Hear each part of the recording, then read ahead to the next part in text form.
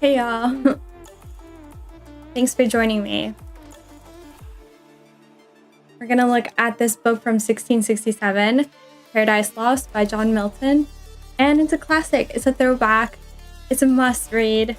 And if you're an author, you're a writer, and you're interested in Lord of the Rings, you should probably read Paradise Lost. I can't wait to show you the illustrations because they're gorgeous, honestly. But I've also prepared a presentation. So I'm excited to share with you what I've learned about this book, and hopefully we can learn a lot more together. It's massive and it's totally worth it. I actually highlighted it when I read through it, and that helps me like pick up the words better. But yeah, let's get to show you some really quick illustrations so you can get a feel for it. And also, I'm remixing in the background some music. So, trying to find the right one. Okay. So, I found this to be a really difficult read, obviously. It's antiquated language. But it's got this awesome vibe to it because it's post-Bible. So let me just show you really quick how this book happened to be, because it came out just after the King James Version Bible. So I guess it would go this way. So the King James Version Bible, 1611, and then Paradise Lost, 1667. So you can see it's around the same era, almost contemporaries, and the language is the same. So the archaic English spelling that was so well documented here in the Bible, you know, this was ordained by King James I of England. And these are both English authors. So that's another thing. They're both from England. They're both British. And so it's interesting to see how they preserve the language. And I'm sorry, you guys. I'm just going to take out the music for a bit. But yeah, if you look at the Bible and you think like Genesis is probably what you remember the most out of the Bible. And what's so special about this one in particular is that Sir Francis Bacon was hired to basically like produce it, and it came out super intricate. And I don't know if you can see. Yeah, I think so, right? So this language is so well documented. And as you can see, like the J and I's are intertwined. So it's technically in like modern English is called King James, but back in his era, he would have been called King James because the J and the I were interchanged. The J didn't really exist yet. So I love this. I think that it's more worthy to read the Bible in its ancient text than in its modern script, if that makes sense. Hey chat, hi Spirit, thanks for joining. This part is to the reader, the translators. There was about like 40 translators, and they took like different source documents to kind of compile it all together. And then this is what strikes me as so interesting is the genealogies at the beginning. And it'll tell you actually the Adam and Eve genealogy right at the beginning. And I've not seen this in many other Bibles, so to me this was quite like special. And then after that is when you get Genesis, and it's the biblical story that we all know, first book.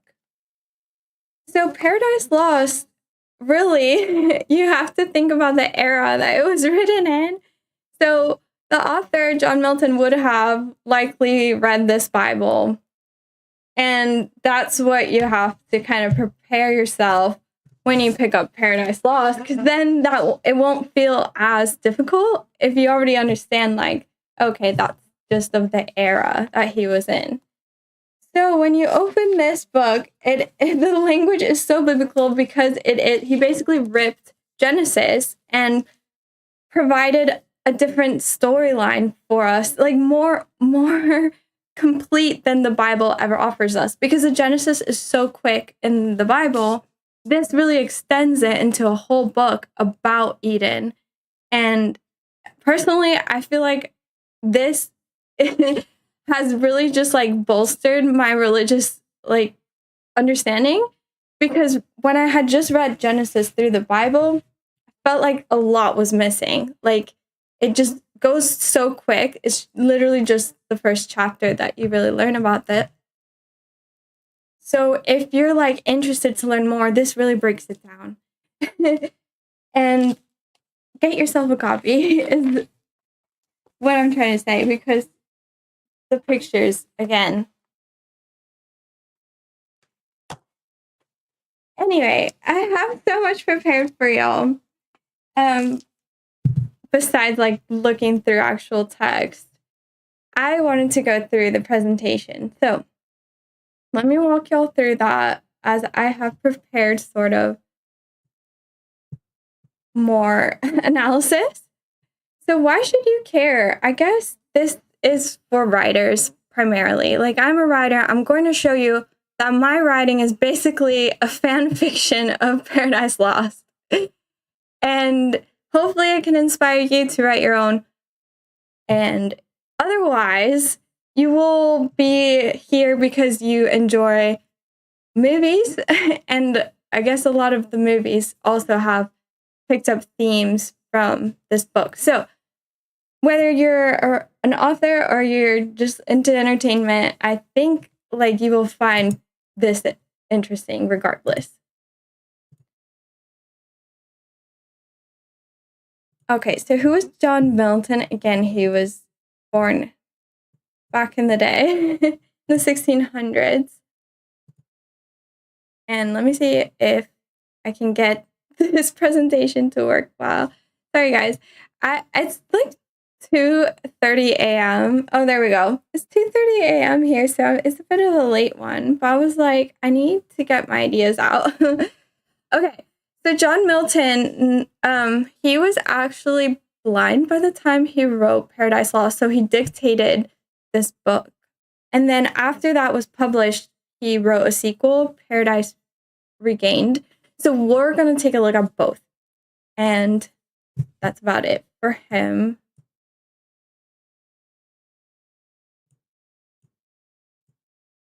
Okay, this title has Lord of the Rings in it because if you open up the Paradise Lost book and you look at the first like dedicatory commentary on it. Okay, I've highlighted it, but I don't know if you can see because it's too exposed. So it says, okay, so one of the greatest poets is John Milton, second only to Shakespeare. Let me read it this way. Okay, Paradise Lost went to inspire a whole new generation of poets, from Shelley to Keats to Byron. Centuries later, it would be JRR Tolkien, who drew heavily on Paradise Lost's portrait of Lucifer, the fallen angel, for his character Sauron, and I'd say Melkor or Morgoth as well, in the Lord of the Rings. So the Lord of the Rings would not have been made if it wasn't for this book. And how could you say that you're a Lord of the Rings fan? Let me just put this down. How can you say that you're a Lord of the Rings fan if you don't know what Paradise Lost is? To me, that's... I can't understand it. There's so many Lord of the Rings fans out there. I hope that y'all make the same conclusion and read this book, because it's only like becoming of knowing where Tolkien got his ideas from, partly. And I know there's a lot of you out there watching now. So, do you know the parallels? Can you guess? Well, obviously, we have these two characters in the middle. So we have Satan from Paradise Lost. We have Sauron from Lord of the Rings. So these are the main parallels that he drew from. But also say, like, the archangels is very much like Gandalf all the way on the other side. Gandalf is kind of like an archangel, if that makes sense. And yeah, I'm going to break it down for y'all today because I've been working on it for a whole month. So hopefully these ideas will help you understand what was being taken creativity-wise. Let me put on some music again, but I'm cringing at that a lot of them aren't instrumentals.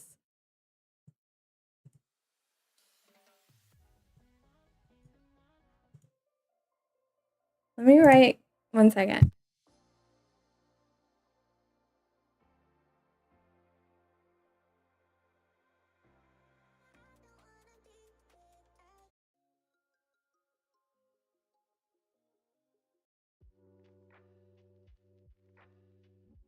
Okay, I think that's better. All right, so Lord of the Rings has pulled some, sorry, some images aren't loading for some reason, but I promise you they're there. I wonder if like I refresh it, if it'll work. So what I'm talking about is it's 2:30 a.m. and I'm trying to understand or explain to y'all Lord of the Rings lore. Okay, present. Is that right? Oh my gosh. Okay. I think we're here now. Oh. Okay, some of them are not loading, sorry. Eru is basically the first person you read about in the Silmarillion, which is before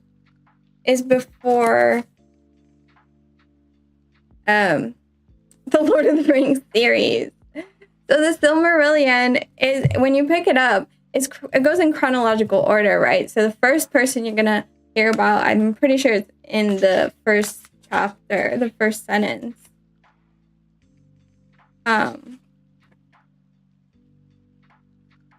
Okay, yeah, it's literally the first 2 words, or 3 words. The first 3 words of Tolkien's Silmarillion, which builds the world for Lord of the Rings, is Eru the One. There was Eru the One.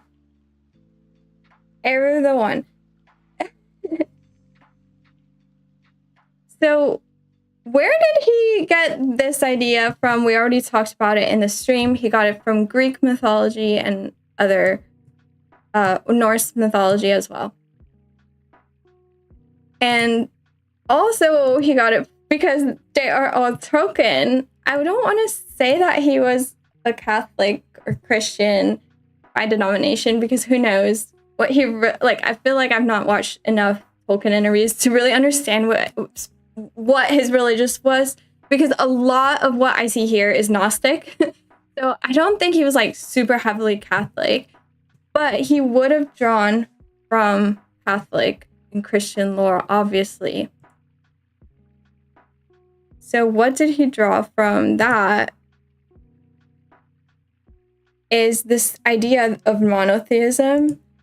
And he in Lord of the Rings writes, "No theme may be played that hath not its uttermost source in me." Which that means that Eru the One, who we just talked about, is going to be the reason all of this is happening. So you could say like, oh, everything in the world that's bad is happening because of Melkor, who is the bad guy, who's like Satan. But that's not true. That's not the whole story. And what Tolkien was drawing from is he's saying that Satan is part of God through that sentence. So no theme may be played that hath not its uttermost source in me. That's God in Tolkien's universe saying that. So he's saying that all evil in the world exists only to prove that good can prevail. And Tolkien got that from Paradise Lost. So we're gonna talk about that. But first of all, let's thank Isaac Asimov as well, because he read Paradise Lost and he provided us an annotated notes version, which I linked down below. And honestly, it helps so much to hear it from someone that's of, the 20th century, to talk about it. And I'll show you actually, because I have pulled it up here. I'll share it. So over here, I have the annotated notes broken down, and you can see it is Asimov's annotated notes, an original interpretation of Milton's epic poem. And you can get it for free off of the archive.org website. So what he did is so the original is there. You can still read the original, but just down after he has his notes. So this is the actual book. And then this is Isaac Asimov's notes. And as you can see, he's breaking it down, like trying to tell you, like, okay, if you don't understand this word, this is what that word means. Or if you don't understand this reference or this character. So very helpful. And yeah, I got a lot of my information from here.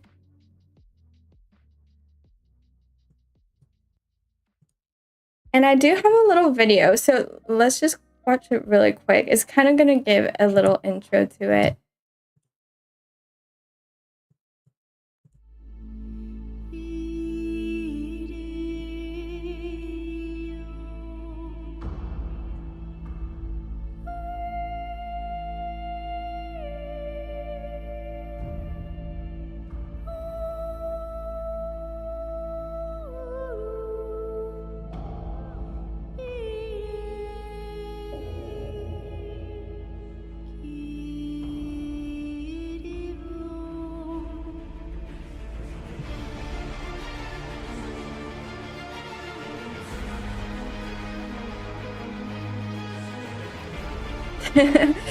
This is pretty intense. This is the same illustrator as the guy in here.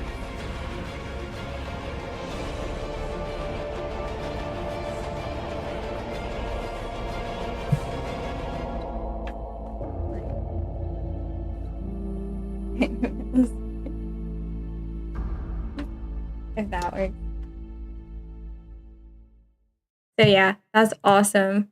So there's not a movie yet. We'll kind of talk about why there's not a movie.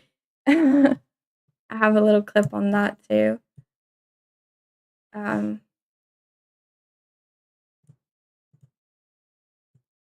then, as I said, like, why does this interest me in particular? Like, why am I choosing this now? And honestly, it's because I am writing a fan fiction. And it's something that it's a new source of inspiration for me. So like I've been writing my story for 10 years, like, and it's such evolved from like just a screenplay with 2 characters symbolizing certain ideas that I've since then met new people that inspired me for so-and-so story arcs. So that's just been developing for like 10 years. And then as I've gotten to like start reading all these ancient books, I've really developed, like, for example, like I started the year last year by reading the Iliad and the Odyssey. I feel like this and these 2 books are all you need to write well. Because like I'm gonna completely still turn to them every time that I'm on a new chapter. Like I will go to these 2 books to remind me how to structure an epic, how to use how to list characters, how to use words great sources of inspiration, and I don't think that my writing could have become what it is without these. So hopefully I can like share with y'all today. You get a better idea of what I'm writing and why I'm writing it. So my series, as you can see, is a fan fiction, and by fan fiction I mean these are all my images. It's not like I'm copy and pasting any images. I've made them all with AI. Just making sure everything's good. Put some music back on. And I'm taking the character Satan, and I'm kind of doing a spin-off. And I'm taking the characters Adam and Eve, and I'm doing a spin-off. And I'm taking some archangels as well. However, I'm also adding a lot. So these are my characters that I've taken from a lot of different cultures, but this is not even a fraction of it. This is just so you can see like the scope of what I'm doing. So this is my Mortal series here. And you're gonna notice that God is actually all the way over here. So actually, let me use this. So God is over here. Why? I've like cross-referenced so many religions now that I've realized that there's some gods in polytheistic religions that have gods before God. And I'm gonna explain this because I told you Tolkien kind of really helped me figure this out, because Tolkien put his god and he called him the One. So by putting the One, Tolkien was admitting or implying that there's a whole numerology system. And so if he's the One, then that implies that there's a 0, that there's a 2, that 3, 4, and so on. So that's why we have God at 1, partly because of Tolkien. But if we think about it, why did I say Tolkien's not exactly Catholic? Because I feel like Tolkien drew so much from Gnosticism. And the Gnostics have a monad. Monad means 1.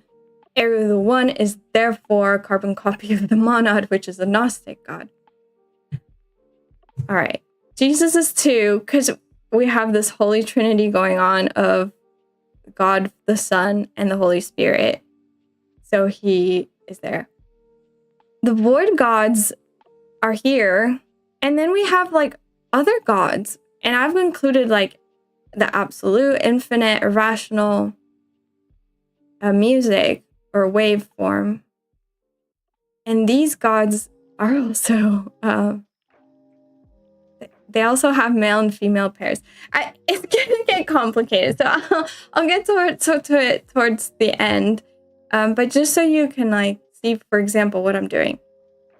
So I really wanted to walk y'all through how Milton was inspired really quick. So Sumerian Tablets, you're gonna learn about Eden, and that's literally the precursor to Genesis, and it talks about the first humans as well. So let's go into the Sumerian Tablets first. And what we have is that we have an exact copy of Eden being taken from the Sumerian Tablets, because 𝓬𝓪𝓵𝓬𝓾 was what Eden was called according to the Sumerian. So in this story of Eden, well, 𝓬𝓪𝓵, we have Enki, who is a water god, and 𝓬𝓻𝓵𝓬𝓾, who is an earth goddess. And you're supposed to kind of imply that they're just natural elements deified. So basically what's happening is just like water is helping plants grow, and there was no evil at that point either. And water is creating so many new life forms with his partner 𝓬𝓻𝓵𝓬𝓻. At one point he eats some fruit as well, like that's the story, or some vegetation, and he gets sick, and in order to like help him feel better or like cure him, his partner creates goddesses out of like energetic parts, and that's where we get the story of the rib. is that this goddess Ninti is taken from Enki's rib.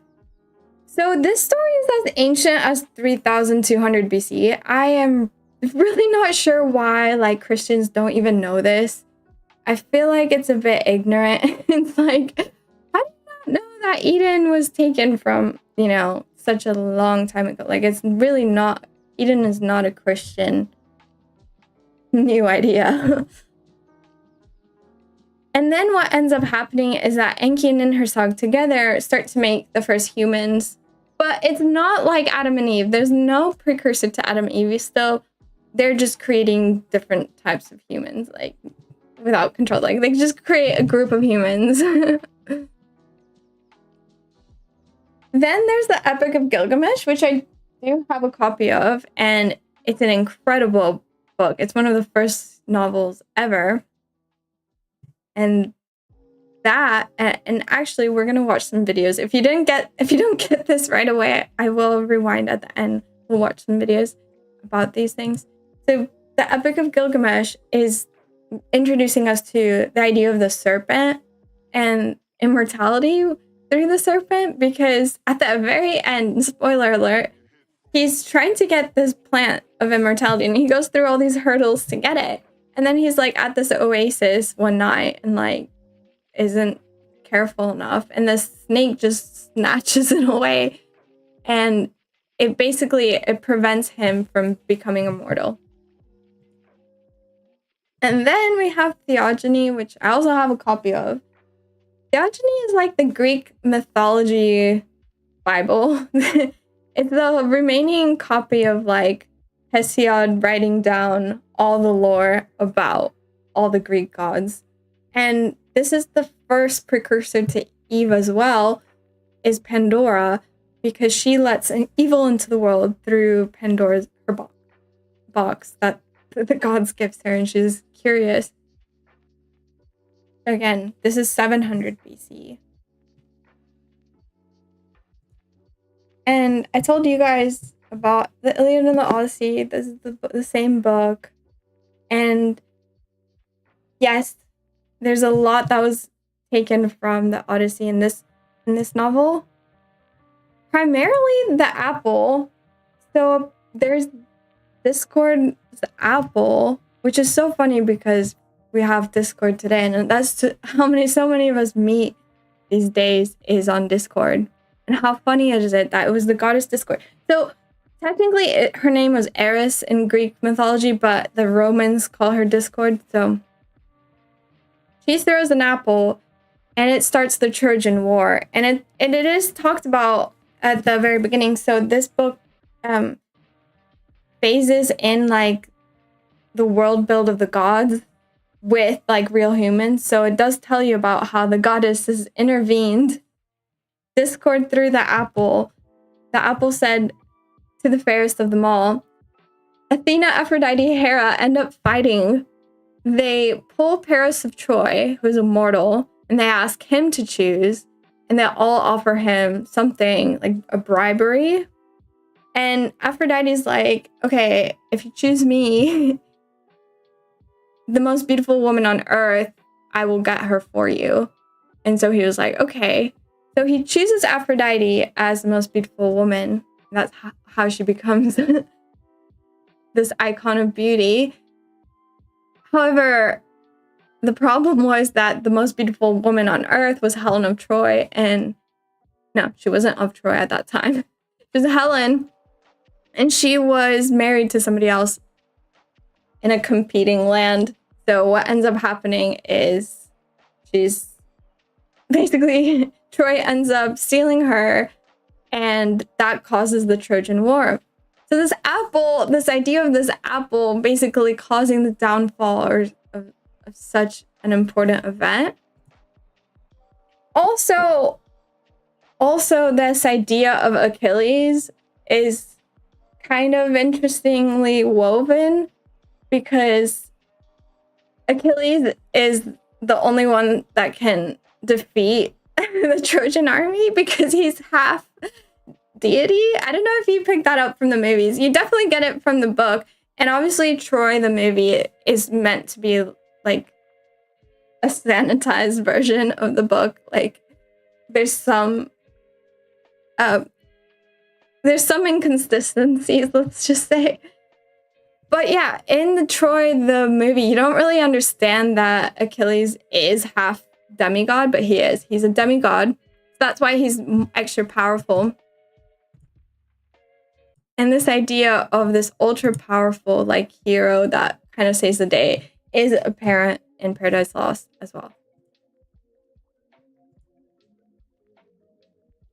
The Book of Enoch was super new to me, but it's 300 BC. Apparently, it's not meant to be religious canon. It is definitely more like fiction. However, Paradise Lost pulled the idea of these archangels like strictly like from here, because this is about angels and mortals having kind of like affairs that create the Nephilim.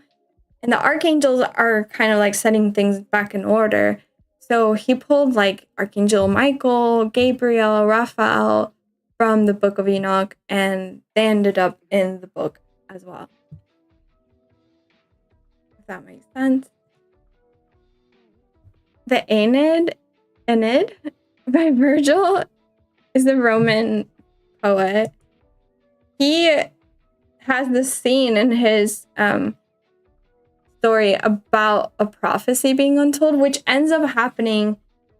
It's one of the most beautiful things about his form of storytelling is that he uses flashbacks and prophecies to just like dump a ton of information. Like he basically goes through the entire Bible through flashbacks and prophecies. So I'm pretty sure this is what the internet was trying to say when they're like, when I Googled this, is that they took that from this, because there's a scene where Aeneas, I think it's Aeneas, goes into the underworld. And if you don't know, he is one of the, if not the founder of the land of Rome, but it doesn't become officially Rome until Remus and Romulus. So Aeneas is kind of like the precursor to that. He is a fallen Trojan soldier that after the fall of Troy goes and seeks this new land for the building of Rome. And he gets told this prophecy that that's going to happen. He even sees the spirit of Remus and Romulus from the future. He even sees like Julius Caesar from the future. They come down in holograms. Like he literally travels through the underworld into the field of Elysium, which is heaven. And he meets these like future unborns. It's pretty trippy. It's awesome too. It's just a very interesting way of storytelling. Now we're getting into some shape-shifting, and that would be more Greek lore, because we're talking about like that the Metamorphosis by Ovid, which, for example, like you get Daphne turning into a tree because she wants to escape. Kind of like that. That's going to happen. That's why we get like Satan turning into a snake, if that makes sense. Dante's Inferno classic. Keep bringing him up. 1320 AD. But Dante and Virgil travel through hell. They also travel through heaven. And when he's in heaven, he meets with Adam. So that's kind of interesting that like there's this Adam is kind of in a lot of stories that I didn't even realize, like besides the Bible. And then obviously I left the 1611 KJV for last, although obviously this would have the Bible is older than that. But obviously we're going to pull Eden, and we're pulling the story of Revelations as well, because again, there's Paradise Lost and Paradise Regained. So these two sides of the story, we're going to start with Adam and end with Jesus. And Adam and Jesus kind of explain the story for us deeper than I understood. Hey, Spoon. Thanks for joining. And that's it for the first section. Let's watch some of those videos. So again, thanks so much for being here, for joining. And let's see, what videos do we have? Okay, so I actually have let's start with the Sumerian, back to the Sumerian. So if you don't understand that, let's watch it now.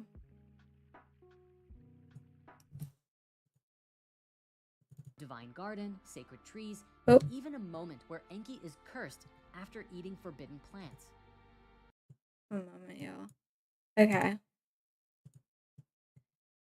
These are all different because they're just different aspect ratios. So sorry about that. Okay, ready?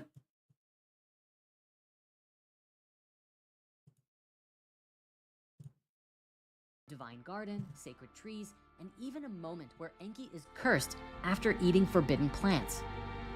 The name Eden itself is believed to have originated from the Sumerian word Eden, meaning plain or steppe. This suggests that the earliest Hebrew storytellers were drawing from a much older mythological well, reshaping Mesopotamian themes into the emerging identity of their people. Very cool. And then this... While Enoch was resting in his bed, sleeping, two extraordinary figures suddenly appeared beside him, greater than any men he had ever encountered on earth. Their faces radiated like the brightness of the sun, and their eyes burned like blazing lamps.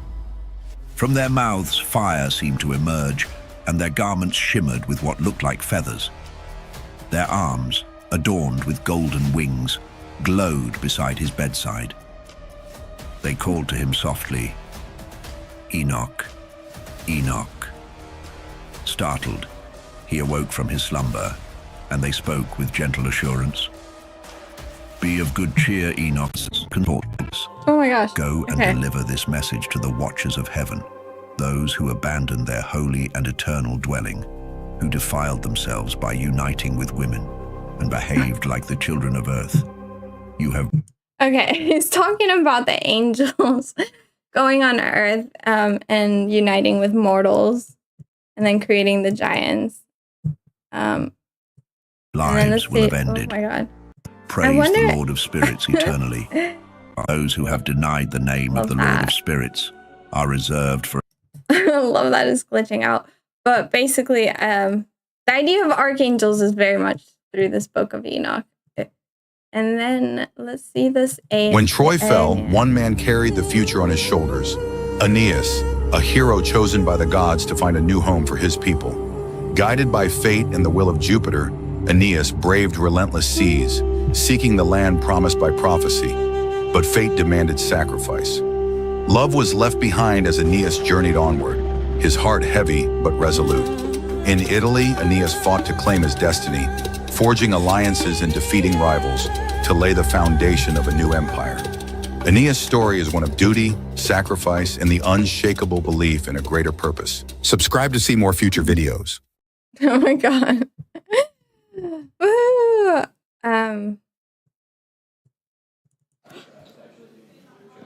Aeneas and his men anchor his boats off the coast of Italy.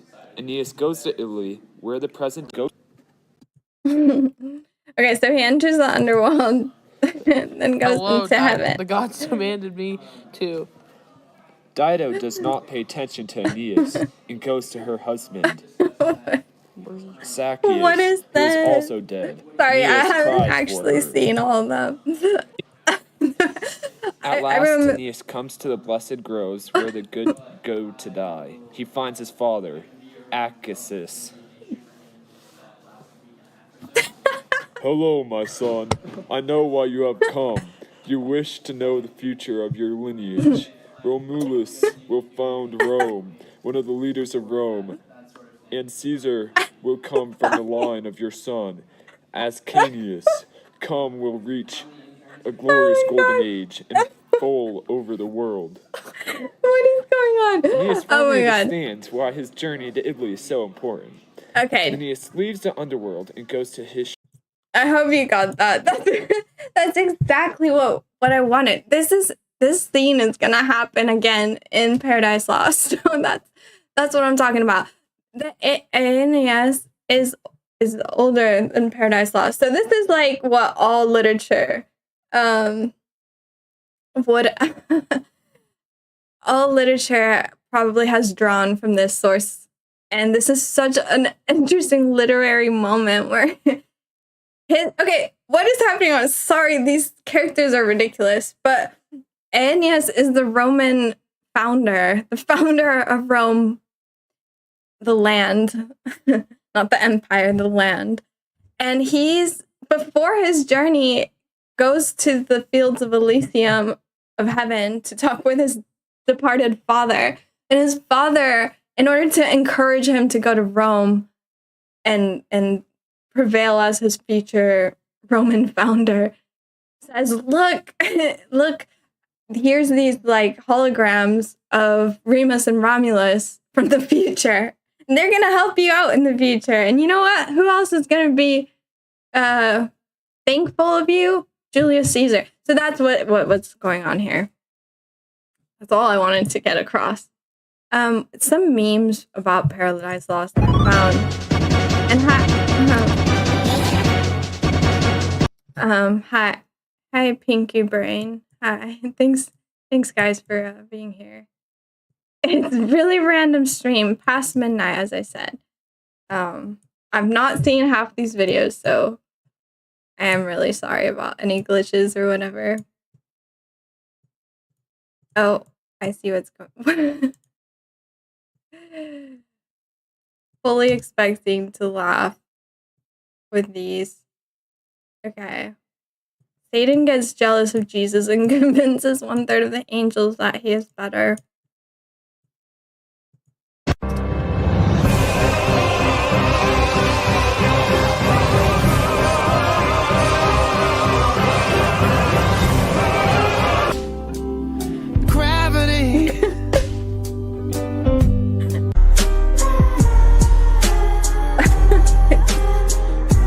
Well, let me have a rule and a saw and a board, and I'll cut it.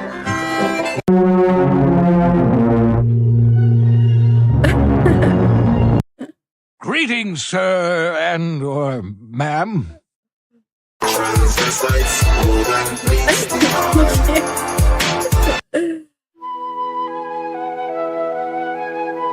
this is great so far. It's really comprehensive.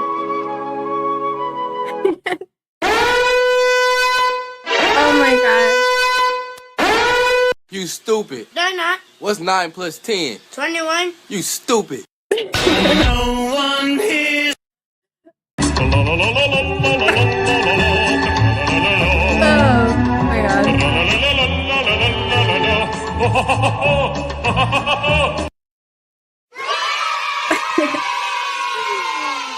Oh, 1 second. Oh my. Sorry, 1 second. I just want to say that oh great, it's not loading. He coined the term pandemonium, which I didn't know. So he coined the term, which means infested with demons. So it's interesting that pandemic is derived from everyone's got demons. And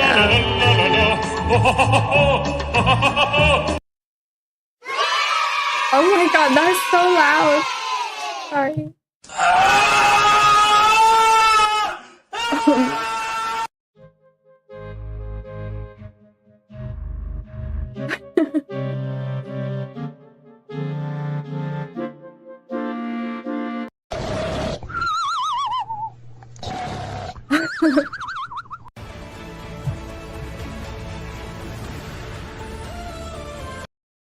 Nice, that was great. Oh wow. Okay, so also related to Pan, the Greek god Pan. Yeah, definitely. There is some horned demon reference to that. Okay, what? Why do I have this? Yeah, I know. I know why now. In retaliation, this is about metamorphosis. With a golden arrow of love, and the nymph Daphne with a lead arrow of repulsion. Consumed by desire, Apollo pursued Daphne relentlessly while she fled in terror. Oh my god. Daphne prayed to her father, the river god Peneus, who transformed her into a laurel tree just as Apollo reached her. Heartbroken but moved by her beauty. Okay, so you're getting that these are old like references, right? That's why we're watching this, because we just did that presentation. I just want to make sure that you guys. So we're on metamorphosis now. So we're talking about this. So this was 880. Like, look how long ago that was too. So these ideas, I'm just trying to show the research of how, like, you might pick up this book and think, oh my God, what a genius idea. But just want you also to see the genius of, like, him sampling all these literary techniques from these older references. And if you know the older references, then you can pick it up easier, if that makes sense. I think there's a few more. Okay, so now let's talk about Dante's Inferno, because that's Level 1, Limbo. The first level isn't really considerable hell. It's basically Earth, but you can't die, with the only punishment being the knowledge that the current state they're in will be the same for eternity. Dante himself defined it as the place where instead of screaming, there is sighing. It's where unbaptized babies go, and where righteous people who were born before Christ reside, such as Plato and Socrates. Yeah, I mentioned this on my last stream, and it's like so ridiculous. But that's just the way it was back then. And I just want. But while oh my God, let's just go back to this. Level 1, so, Limbo. Does he have, like? Let me just double check, guys. I just want to see if he has a copy of, like, that, but with I'm blanking, with everything else on it, not just Limbo.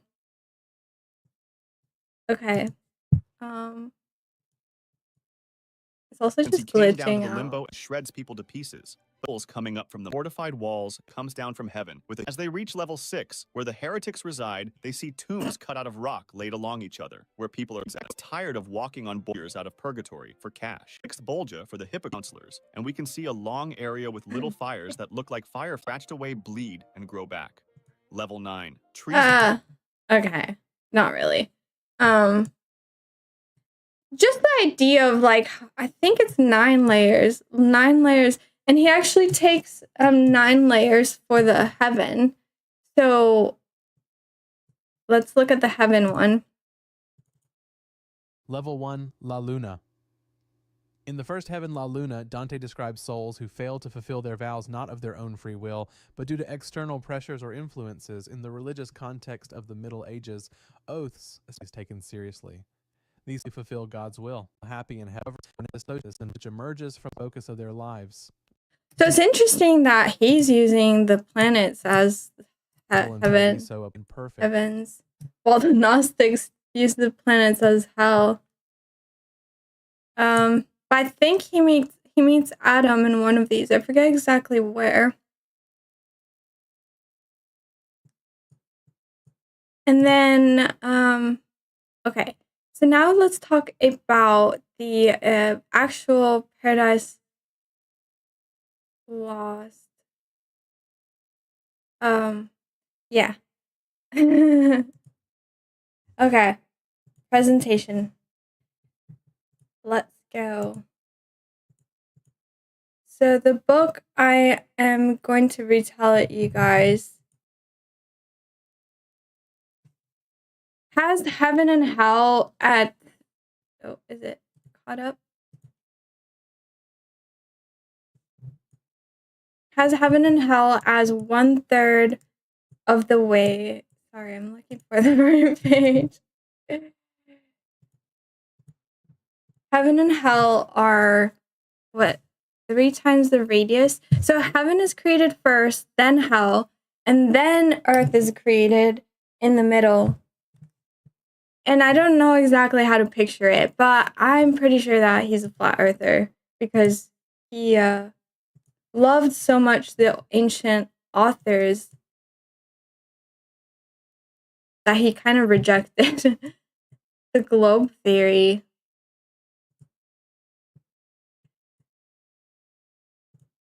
And then that's why I've kind of created this slide, because that's pretty based. But basically he has the two tiers kind of adhere to the 9 layers of heaven, because I kind of see it here. Let me just show you guys. So we just talked about Dante's heaven and how he has 9 layers. So this also, there's 9 layers of important deities in heaven. You got the Trinity, which is God, Jesus, and the Holy Spirit at the top. However, they don't really show you in this book any of the seraphim, the cherubim, the thrones, dominions, virtues, powers, principalities. None of those have any like personal names. So you kind of just imply that they exist, or there's several of them, but there's none of them that are main characters. You know, Jesus with the sword. It's a flaming sword of power, because he kind of like has a fight scene, and when the Satan has his fall, he's kind of like there. So I gave him a sword. Archangels are named. That's why I've put them as yellow. So Archangel, again, Gabriel, Michael, Raphael, Uriel, I don't know, there's a few of them. And they're kind of lower on the ranking. So I guess that's them right there. But if you look at just like the main characters, there's about 9 of them. 1, 2, 3, 4, 5, 6, 7, 8, 9. 9 to represent kind of the 9 layers of heaven.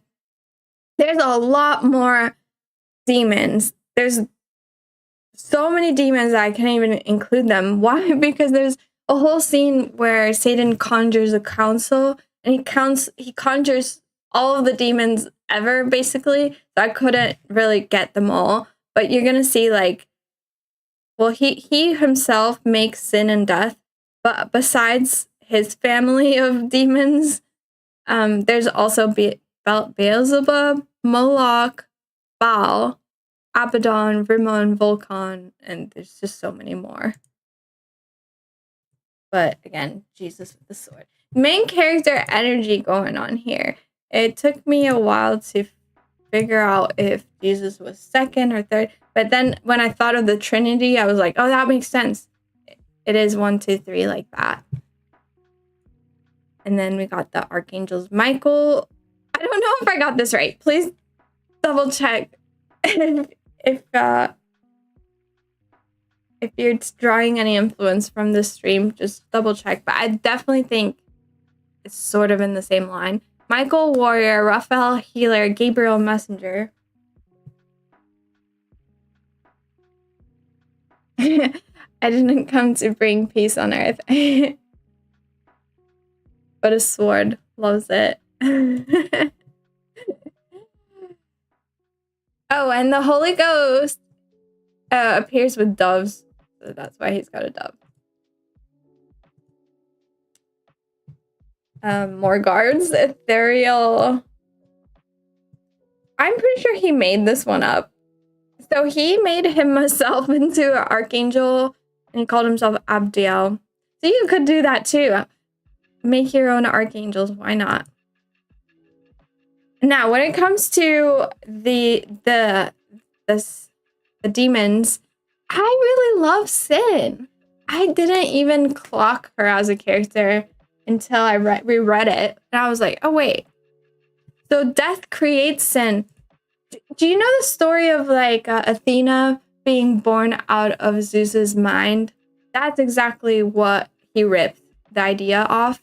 So sin is spawned because Satan has a thought. So when he thinks about rebelling is when sin spawns. So she is kind of his clone in a sense. And then the happy couple have together death. And death exists as a god deity concept before actual death takes place, because during this creation, Earth has not yet been formed. So first it's the fall of Satan, and then Earth is created. So, and then even in Eden, death doesn't exist just yet. So this is the story really about death spawning and then how it creeps into Eden. And actually it says that the final boss or the final villain is actually death. So they're trying to defeat death and that's kind of poetic because that's like the ultimate goal is to, I don't know, stop this cycle of death, I guess. You could argue that, at least in certain religions.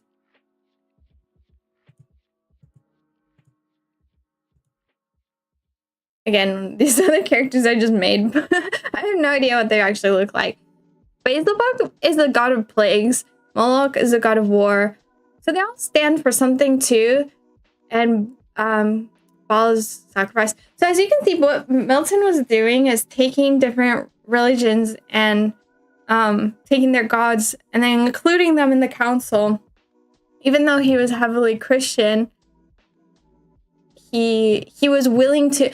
The thing is, he was in that last era of like him still incorporating these pagan stories, and honestly, that's what makes him so great.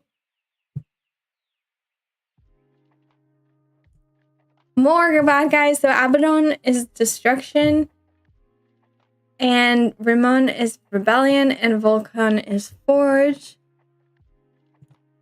And then we have more. Belial apparently is worthlessness. Mammon is wealth. Asmodai is lust. And of course, I've like decked them out to represent their role a bit more. But you could say that instead of Satan being the villain, he is an anti-hero. And he has a ego death himself at the end of this. So this is why he's like an ultimate anti-hero. And Adam and Eve, of course, are anti-heroes as well.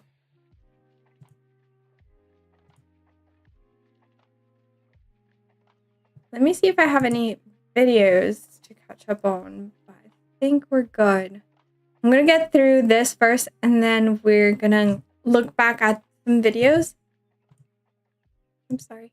Okay, so what is the story really about? Well, again, we've always heard of Satan being an archangel first.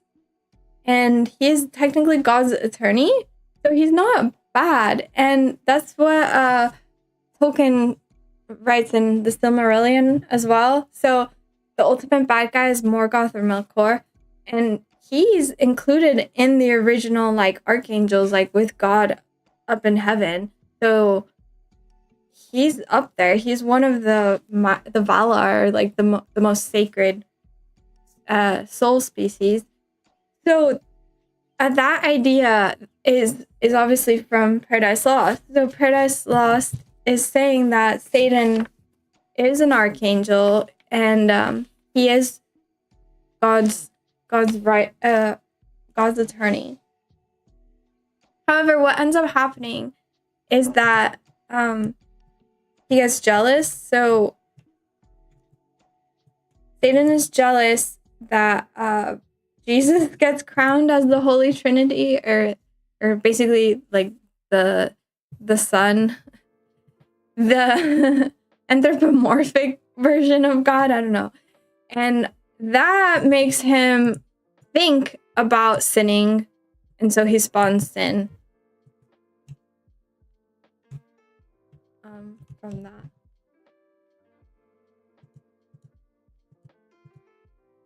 Okay. Then we get into the actual fall, and obviously Satan loses because I love that what Asimov said. It was like, it's kind of like you already know he's gonna lose because he's the lower tier archangel, so he's going up against like 2/3 of heaven. Like he's never gonna win, kind of thing. But so he basically does get yeah, isn't it Michael? Yeah, Spirit says Archangel Michael whoops Satan into the pit. It is Archangel Michael, and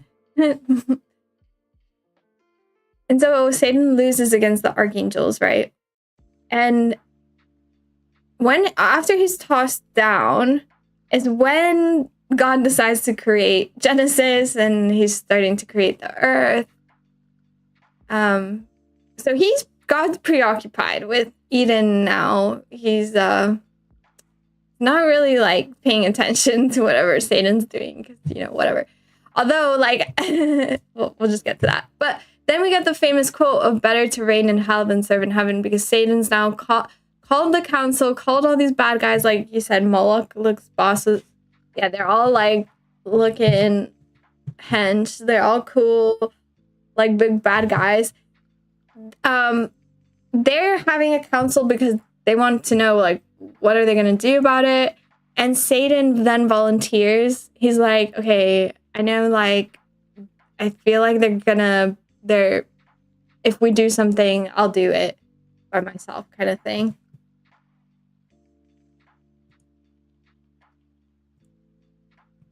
And then, yeah, Satan has a offspring with sin. So we just talked about how death spawns as the son of sin and Satan. And so Satan, sin, and death climb from hell into earth through this golden bridge symbolism, which I'm pretty sure they took like from an ancient fable as well. And then when they reach earth, Satan disguises himself. So the archangels do notice, and that's the thing that I really like. He really like gives them like all the archangels tasks and duties. So I don't know, every time you ever heard about the Garden of Eden, you're just kind of like, well, why wasn't God doing anything about it? This is his version of saying like, okay, God was doing it. Like he does have guards protecting Eden. These are the archangels. They're watching over it. And then, but the reason that they're tricked is because Satan transforms himself into an angel to deceive them. So they think it's just some other random angel that's come down. So they kind of get tricked and let him in by accident. So when he's in Eden, the first thing he does is spies on Adam and Eve as he transforms himself into a bird again. And he overhears them talk about the tree of knowledge and obviously the command not to try it, whatever. So he gets the idea, blah, blah, blah. And then Archangel Gabriel finally like realizes, oh my God, it's Satan. I gotta go confront him. And he goes down. He goes to tell him off. But basically Satan's like, yo, whatever. I'm leading a rebellion here. Like you can like just not. And then he just leaves. So Satan disappears. And so the archangel delivers the news to Adam and Eve going like, oh my God, well, Satan's infiltrated the place. Like, hold your horses. Like, we need to do something. But at the same time, this is when like, so it's Archangel Raphael. He actually like tells them the whole story, which I really like as well, because it's implying that God's taking his or her time through these archangels to help Adam and Eve as best they could. Because when you're dropped into Genesis through the Bible, it's so fast, like we talked about, that there's no clarification of what really is going on. And it honestly seems like Adam and Eve are just left to their own devices. Like nobody talks to them, like nobody even warns them, nobody even cares about them. But in Paradise Lost, that's not the case. Like archangels are always there guarding. They put bodyguards on Adam. They literally sit down and tell him the whole story of Satan's fall and the beginning of the earth. And they're just like, there's literally like 2 chapters of Raphael just sitting with them talking. And I'm like, that is awesome. Like, I love that. But nevertheless, even with Raphael's warning, obviously what ends up happening is that Eve and Adam start an argument. And I think this is a really petty argument. I don't really understand why it's included this way. But randomly, even after they've heard the warning from Raphael, randomly Eve's like, you know what? I just feel like going that side. I feel like just roaming by myself. Okay, like what, like, you know, and Adam's like, I don't think you should do that, and she's just like, no, I think I should. And I'm just like, oh, there's a bit of a plot like missing here. Like, that leap doesn't really make sense. However, I guess it's supposed to signify like how men and women are, like, a lot of arguments are caused by this. It's either, and we'll get to the end of this story. One second. Let me tell you the snake part, and then we'll get to the end of the snake part. Obviously, you know the story. She gets tempted because Satan has transformed himself into the snake now, and tries the apple. She's tripping now. She tempts Adam, obviously, and he's kind of like not really tempted in the sense of like, oh my god, yeah, let me try this. He's more like, oh my god, you've already sinned. Like, what am I gonna do with you? Like, you're gonna be in trouble. And if I don't do it with you, then who's gonna protect you? So that's kind of the reason Adam does it. And so he's like just trying to help her out at this point. And then they blame each other. So after this happens, they kind of like break out of that ecstasy moment, and she starts going like, Adam, what the heck? You're the man. Why did you not stop me from going on my own? And Adam's like, well, what the heck? You wanted to go on your own. So, and that's the argument that I'm talking about that I think is so inherent in every relationship. It's this idea of like the blame that gets put on a woman to a man and a man to a woman that seems to repeat itself over and over, if that makes sense. I don't know if y'all have had similar experiences. That seems like a reoccurring argument with, so maybe that's why it's included in that way. And then what's interesting is that obviously heaven gets word of this, but instead of God, it's Jesus in Paradise Lost. So Jesus gets sent down to like condemn everyone. So I thought that was an interesting little twist. So Jesus is now here and he's just like, well, we told you, whatever. Okay. So he condemns the snake, obviously, and he's like, the snake, you will now be the most vile creature on earth. And then he goes, Satan, you are like doomed to like be in hell forever. And then he goes to Adam and Eve and tells them the whole like, well, now everything's changed. Y'all are gonna have to leave. And Satan returns to hell. He tells his comrades about his ultimate win, and they celebrate.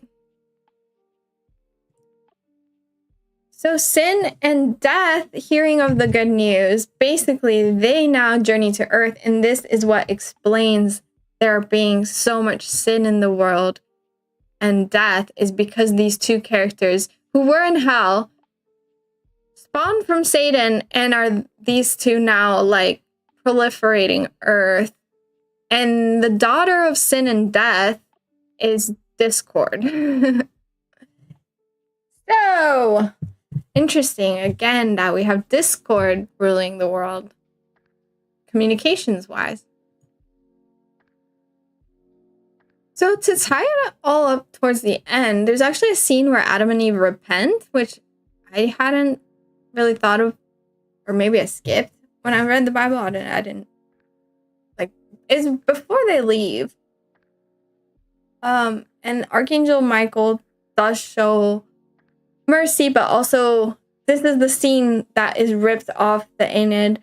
Again, remember I told you of that Roman guy who goes to heaven and sees his dad, who tells him the prophecy of Remus and Romulus and Julius Caesar. Well, this is the scene that now Archangel Michael sits Adam down for another 2 chapters and is like, listen, son, you are expelled from Eden. However, I'm not going to let you without knowing something. And that's so much more benevolent than what happens in the Bible, because in the Bible, Adam and Eve are just kind of kicked out really quick, and it's like, oops, sorry, like, you guys are evil and horrible now. But in Paradise Lost, it's like, oh, you guys are kicked out. Well, come over, sit here. I'll tell you about the future of the world, so that when you are kicked out and you're out in the miserable world, you can think about like the fact that there's a prophecy unfolding, and we're gonna do everything we can to save you, kind of. So that's so much of a different approach.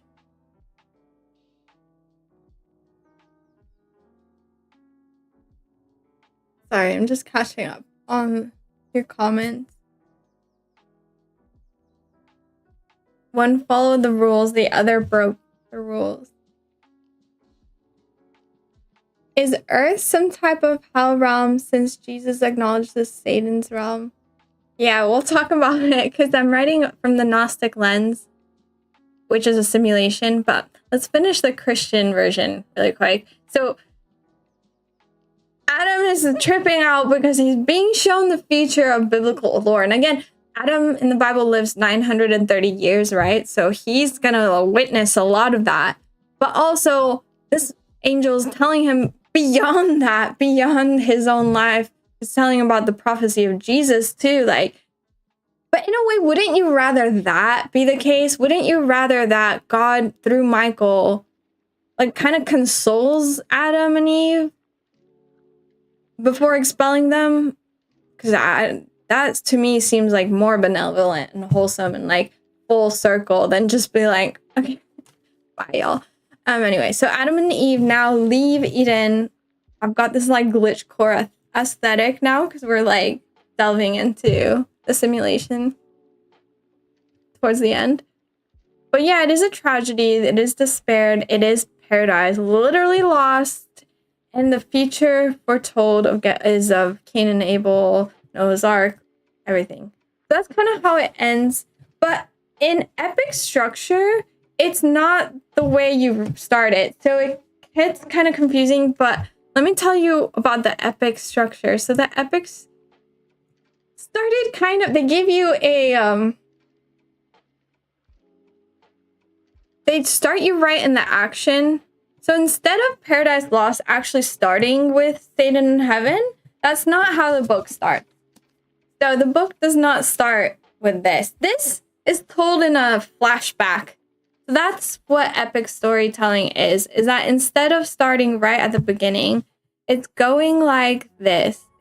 It's starting here.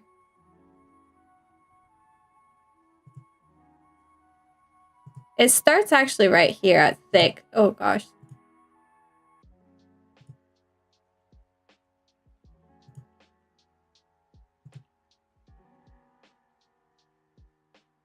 And I'll prove that by reading some of it. And this is actually what the Odyssey does. Sorry, I get distracted. Again, he did not invent this. The Odyssey did.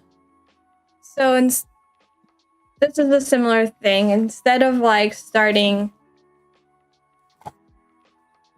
you basically get a cliffhanger first, and then you get a flashback, and then you get a fast forward. And that's how you write an epic. And here let me show you how it starts. Kind of Star Wars does this too.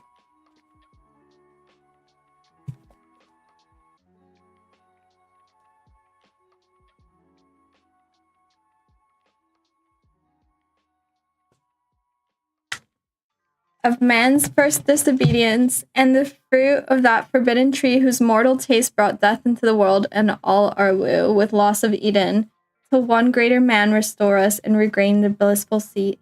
So as you can see, that's already, this is kind of like a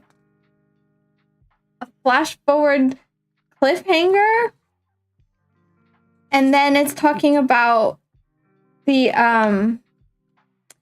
bad guys coming together, thus Satan talking to his nearest mate. And then it's starting to tell you of all the the bad guys gathering. Said the lost archangel. So Satan spake, and him Beelzebub thus answered.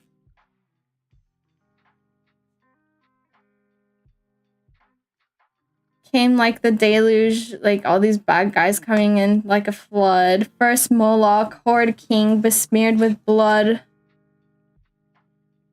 Next, Chamos, which is Baal. Peor is his other name. Astarte. Belial. Dagon. Reign of chaos and night. They call this the roll call. So that's also from Homer. So there's just parts where he writes, like he'll just list a bunch of characters all at once. That they call that the roll call. So that's what he's doing here. Is epics will have roll calls, and he's listing all of them that are coming through. Now you got them all together, and having the council. So they've already fallen. That's how it starts. Chapter 1 is they've already fallen. They're coming together to have the discussion. So you're kind of intrigued, like, oh, what happened? Like, why are they gathering? Then they tell you. Then there's a. So that's kind of the idea. That one. That's what makes great writing. Is knowing, like, okay, once you've got it in chronology, then how can I present it to my reader to be like, oh, that's the hook, get them engaged in the story this way, and then kind of like show the backstory. Okay, Paradise Regained is the next book, and it ties it well because it is the ego death of Satan. And it proves to you at the end of the day that Satan is not a bad guy. Now, in Revelation, so this is like the New Testament now. So obviously, this is the Christian Bible in the New Testament. And in the part where Jesus is going to be tempted by Satan. And this is the same Satan as before. Same Jesus as before. Paradise Regained. We saw Jesus in Eden. We saw him in heaven with like the flaming sword of like his divine presence, because he's like the son. He's number 2, right-hand man of God. And now we're seeing him as a mortal, more like a demigod. And he's incarnated in his, in his timeline. And So okay, when I first like heard of this in religious study, or when I read it in the Bible or whatever, I always thought Satan was like so evil. I was like, he is so evil. But why? It was probably because like the images that were like being shown in like religious school or something. But at the end of the day, it's like, he's not like. Evil would be like commanding Jesus to do something with like some sort of Harry Potter like spell. Like they have that spell in Harry Potter where you can command someone to do something on your behalf. It's like, oh God, what is it? Imperious curse or something? Yeah, you put the curse, and then you can have the person do whatever you want. So Satan doesn't do that. Satan is not like. If he was truly evil, he could do that. But Satan instead is just a tempter of desire. And he does just pull back if you prove your worth. So it's almost like, and again, it proves that attorney of God situation going on, where Satan is really just a devil's advocate. He's just really there kind of like a lawyer, like talking to you, like presenting things. Seeing if you're going to take the bait, but that's on you, not on Satan. Satan is not going to like try to run you down with a trident. So they're bros, man. They're bros. Jesus understands why he needs to talk to Satan. Satan understands, okay.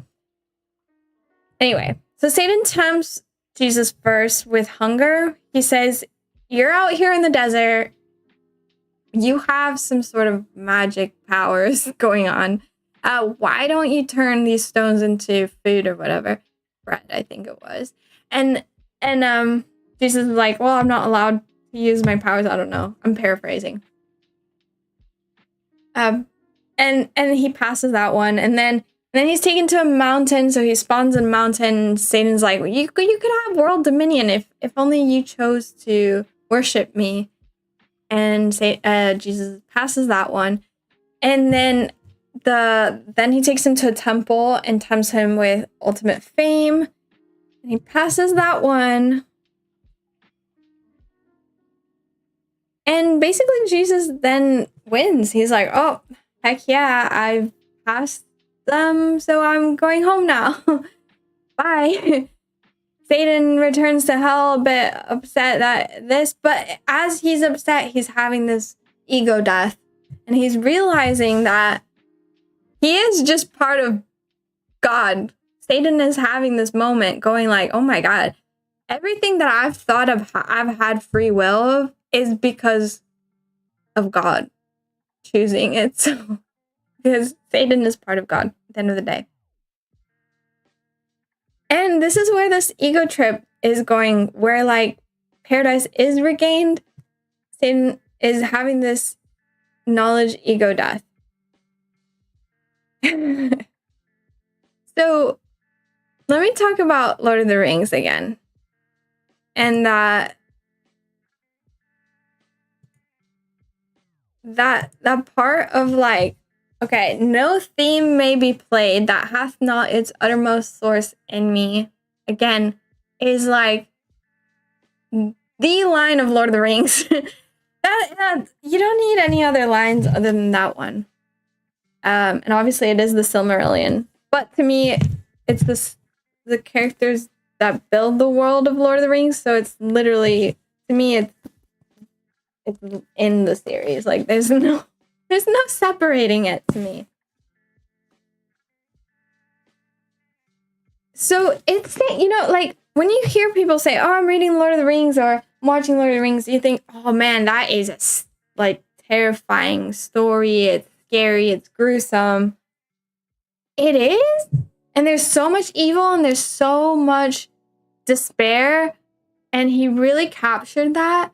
But he also did the opposite. He captured hope, resilience, belief that good prevails, belief that good is the ultimate source, belief that the ultimate good cannot be corrupted, only his lower self can be, and that good predates evil. That is a fundamental story that is going on with Lord of the Rings. Because Melkor is is Satan. Melkor is Satan. Melkor is the character that Tolkien took from Paradise Lost.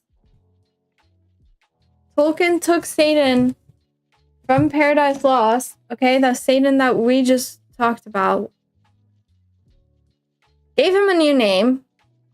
He's now named Melkor. Gave him a second new name. He's now named Morgoth, which is interesting because we have Lucifer and Satan kind of having the same name, so maybe that's his inspiration.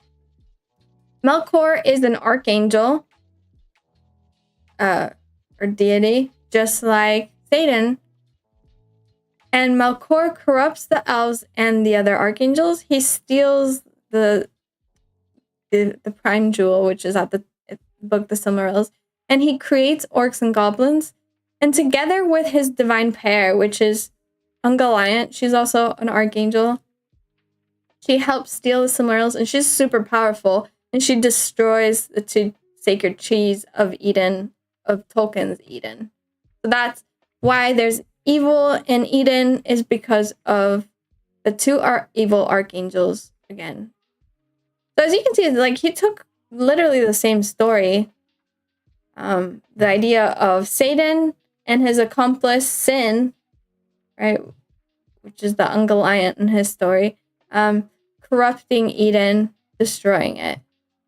And then they spawn Sauron, and then later Saruman, and they corrupt elves and men, and they forge the One Ring and corrupt the Shire, for example. So when the Silmarillion starts, it's very much like Mormon Jesus and Mormon Lucifer are brothers. I like that version better. Space Troll, hello.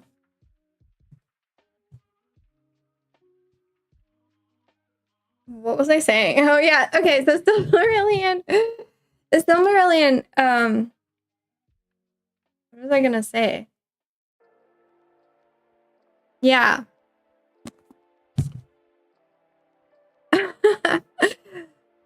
I don't remember. For some reason, I have a photo here, but it's not loading, so amazing. Love that. Paradise Lost, again, now you see where he took it from. And the quote that best matches Tolkien's quote. So in Milton's book, he says, God says, what I will, that only shall be done. But what I suffer not to do is done to show himself supreme. So that's saying that God is allowing evil to unfold or evil to have free will. Not because that's...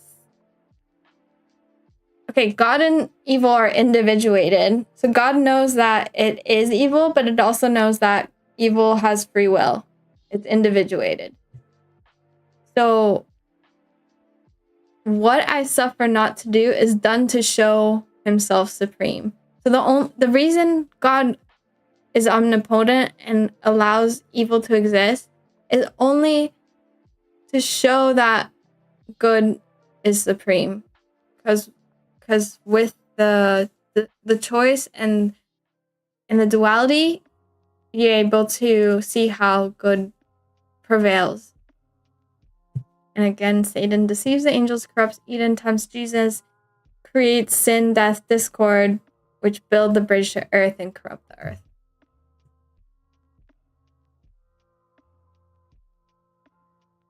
This quote, again, when the archangel is facing Satan,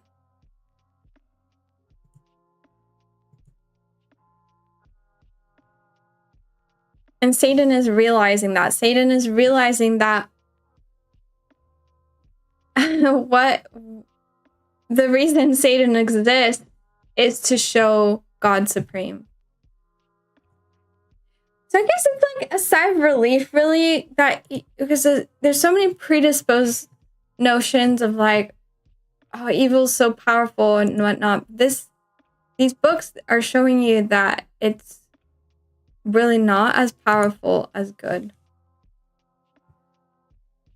Let me show you Greek mythology compared to Lord of the Rings and Paradise Lost. So we got Greek, Paradise Lost, and then Lord of the Rings. Very similar, right?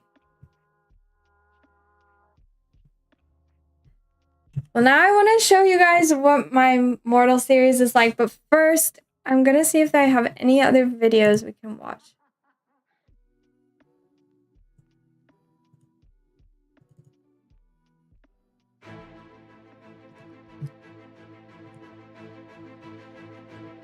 The ancient Sumerian Tablets tell a story about the Anunnaki, the deity.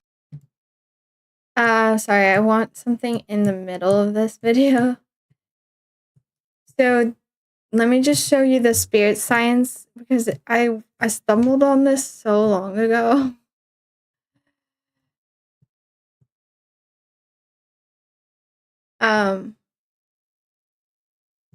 Like this is probably one of the first videos. No, I'm not even kidding. This is the first YouTube account that I started to wake up with. But it is controlled opposition. So just know that it is filtered information. But there's this part that he did really funny of the Garden of Eden. Adam was coined originally meant not just any earth or soil, but specifically dark red soil. The Hebrew name for this color red is also Adam, which stems from the words for blood. So this name Adam employed a Sumerian linguistic play of double meanings. The Adam could mean several things: one of the earth, one made of dark red soil, and also the one made of blood. The Sumerian texts also speak of attempts to craft a perfect primitive worker, which along the way resulted in deformed humans created by Enki and the mother goddess 𝓬𝓪𝓵𝓬𝓾𝓵𝓪𝓽𝓸𝓻, which you might remember from her other name in the Babylonian story, 𝓬𝓮𝓶𝓪𝓽𝓸𝓻. Enki continually production story, the characters on who Adam and Eve are based on are both deities. While the name Adam comes from Adamu, the character seems to be based on Enki, and Eve's name relating to life and being born of Adam's rib fully links her with Ninti. Yeah, this is what I wanted to now, the second story I mentioned, the 𝓬𝓪𝓵𝓬𝓪𝓻, essentially number 2 actually suggests. Okay, that's it. All right, so next is the actual story. Wait. Paradise. What happens when paradise is traded for a single bite? Oh my God. There was a garden, a perfect place where humanity walked with God. Adam and Eve lived in harmony with all of creation, tending to the garden and enjoying its fruits. This is really cringe. I'm sorry. Every day brings new wonders to discover. And we get to share it all with each other and with God. Good Lord, I've not seen There this. was one rule to follow. You may eat from any tree in the garden, but you must not eat from the tree of the knowledge of good and evil. Adam and Eve understood, their trust in God unwavering. I'm dying at like the change in AI voices. In this perfect world, Adam and Eve knew only peace and joy. Oh my God. What is going on?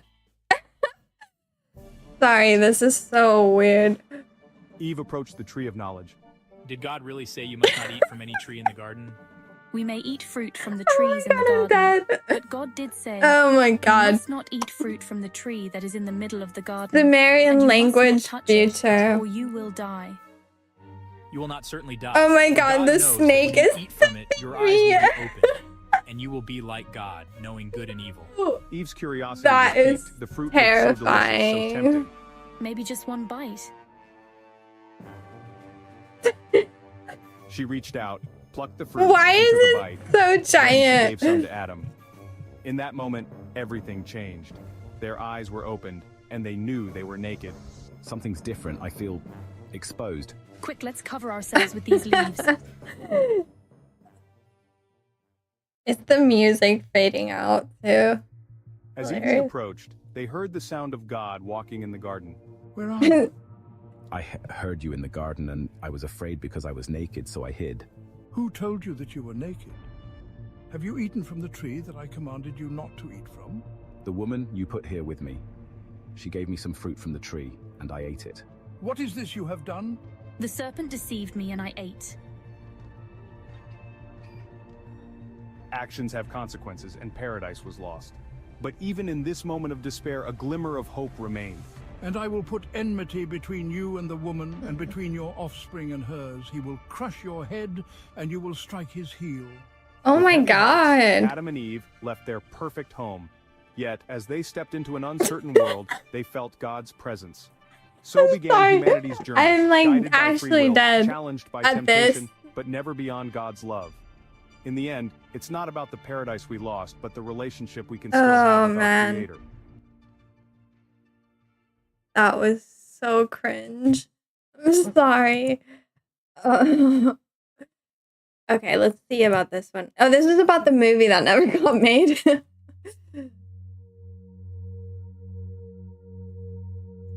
Super Void Cinema. Shout out. Paradise Lost is considered to be the greatest English verse The greatest English verse ever written. referred to, alongside Shakespeare, as one of the greatest English writers who ever lived. The publication of Paradise Lost was initially delayed by the Great Plague and Fire of London. Oh my God! in 1667. The original version children consisted of 10 books with over 10,000 lines of verse. Each word was dictated to Milton's assistant, as the writer had gone completely blind by the age of 43. Milton's epic poem opens on the fiery lake of hell, where Satan and his army of fallen angels lay defeated. Satan and his lieutenant Beelzebub get up from the lake and yell to the others to rise and join them. Beelzebub suggests that they take the battle to a new battlefield, a place called Earth, where, it is rumored, God has created a new being called man. Satan volunteers to explore this new place. This is great. I'm actually like a movie. Satan then travels through the realm of chaos and finally arrives at Earth. Satan makes his way into the garden, and in his awe at the beauty of Eden and of the handsome couple, Adam and Eve. For a moment, he deeply regrets his fall from grace. However, this feeling soon turns to hatred. God sends Raphael to you want to see Buffy Jesus. Raphael goes down to the garden and tells them the story of the origin of Satan. Originally, he was called Lucifer, the most beautiful angel and bigger. Daniel Craig and Heath Ledger were two of the top choices for Lucifer. Legendary Pictures chairman Thomas Tull scheduled the film for pre-production, and $100 million budget was allocated. $100 million? The director of Marvel's Doctor Strange, Scott Derrickson, was attached to direct, having received favorable reviews on his film The Exorcism of Emily Rose. The director told MTV... That is so random. They're like... is that you cannot help but feel that his initial feeling of being disgruntled are merited. And I feel a lot of empathy for the Lucifer character in the beginning of the story. I would want the long as you could make up of the fool. Poem and trying to come up with the most pleasing structure and the most cinematic way of rendering it. There's so many different ways that you could interpret heaven and hell and the Garden of Eden and Milton's ideas, and we've just picked the way that seems the best to us because the technology is finally available to do that. You know, they're rather big characters to write. British icons. I'm glad they chose a British director or a British book, at least.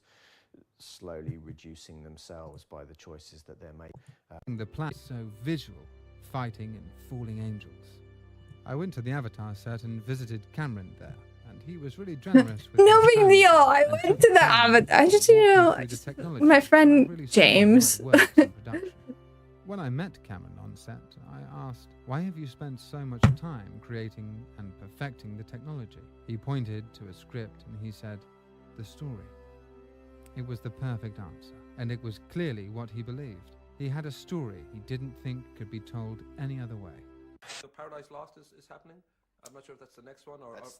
hopefully. All right, because yeah. I've also read that Devil's Not, and then also possibly Universal's remake of The Birds. Yeah, I'm not involved with The Birds. Okay, I just did a fast rewrite for them early on. They've got Martin Campbell's on it as a director now, and when I went to do this, he got involved with that, and I'm not doing anything with that. Human Christ as a redeemer. It also included much thinly veiled political commentary, and then for the turnaround was ever discussed in public, and all updates on the movie now ceased. Then it was announced on September the 16th, 2010, that Alex Proyas, the visionary director of The Crow, Dark City, and iRobot, had signed on to direct, and along with the production designer, Owen Patterson, would spend the next 12 months redrafting the script and pre-visualizing the entire film, including the planned set-piece spectacle, supernatural warfare among angry immortals in the sky. It was announced in May 2011 that Bradley Cooper would be stepping into the role of Lucifer. You know, this fall I'm going to hopefully do this movie Paradise Lost, and then maybe The Crow, and then so I'm looking at next summer. Paradise Lost. Studied it in college, loved it. Had a great Jason Rosenblatt, who's a Milton scholar at Georgetown. I love the idea of Lucifer being, you know, a very charismatic guy who you agree with, basically. He makes a very solid argument in that poem. And then cut to Legendary Pictures that did The Hangover is the one doing Paradise Lost. So I read the script, and I love the idea of two sons and a father. And one day the father says to the son, "You know our family dog? Yeah, I love the family dog more than you guys. And I'm actually going to build a whole house for the dog to live in. And come here, let me show you. Actually, you guys are going to build the house that our dogs." And I was like, "Dad, you're going crazy." And then my brother says, "No, Dad's right." said, no, Dad's not right. So I just like the simplicity of it. I always felt a hook into that. And then the betrayal that he feels. Bradley Cooper's really smart plot twist. Tape for it in my kitchen with my friend Wes to send to Alex Proyas because he just said the guy from The Hangover is not Lucifer.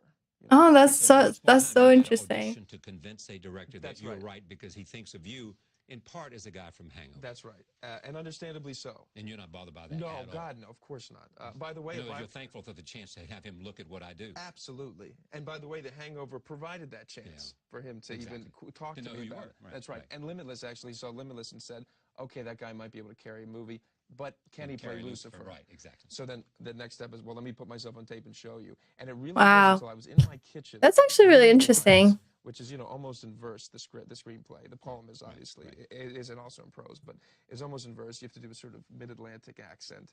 And you're playing Lucifer in this very imaginative environment.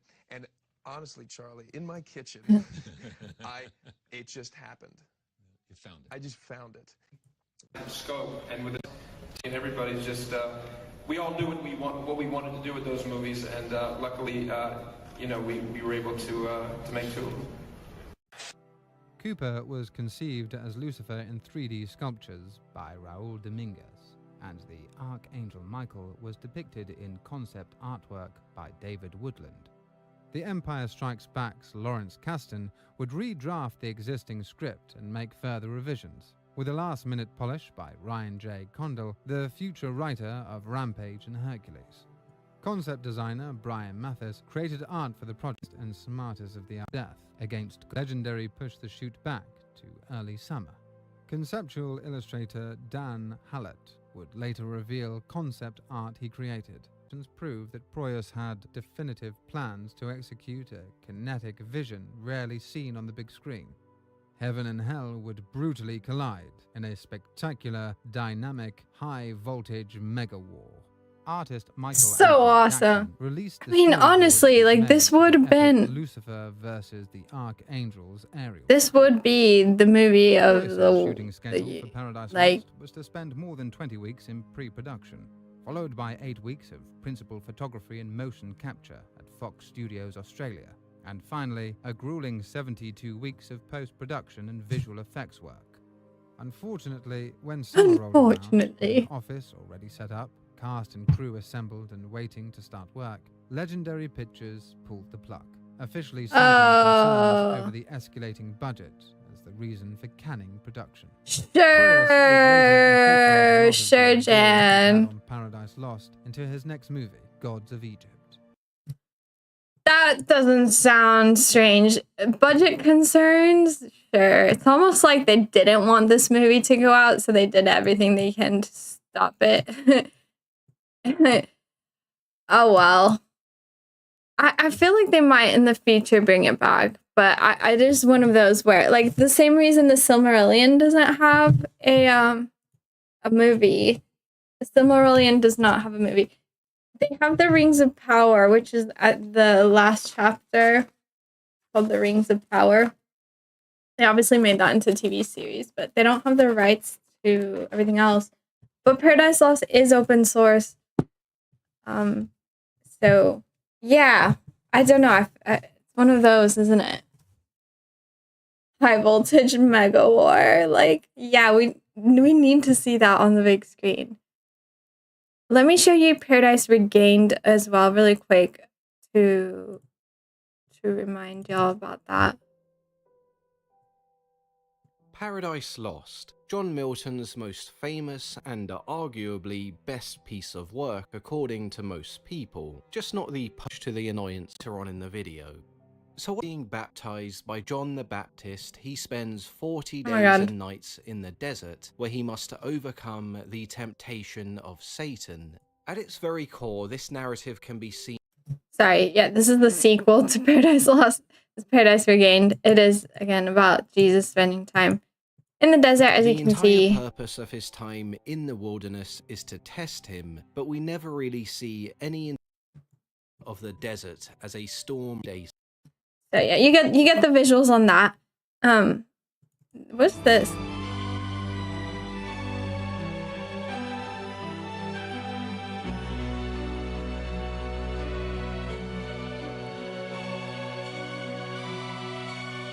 Oh my god. This is comparisons between the Silmarillion. The story of the book begins with the creation of Ea. That is, the Tolkien universe created through the music of the Ainur.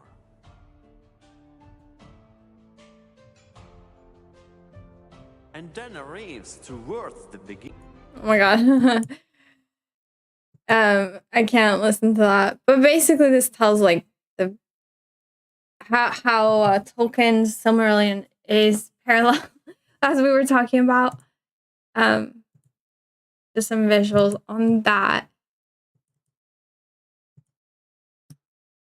So Morgoth, again, if you don't know, because a lot of you guys do come from Lord of the Rings and haven't seen Silmarillion, but Morgoth or Melkor is the bad guy that creates Sauron. So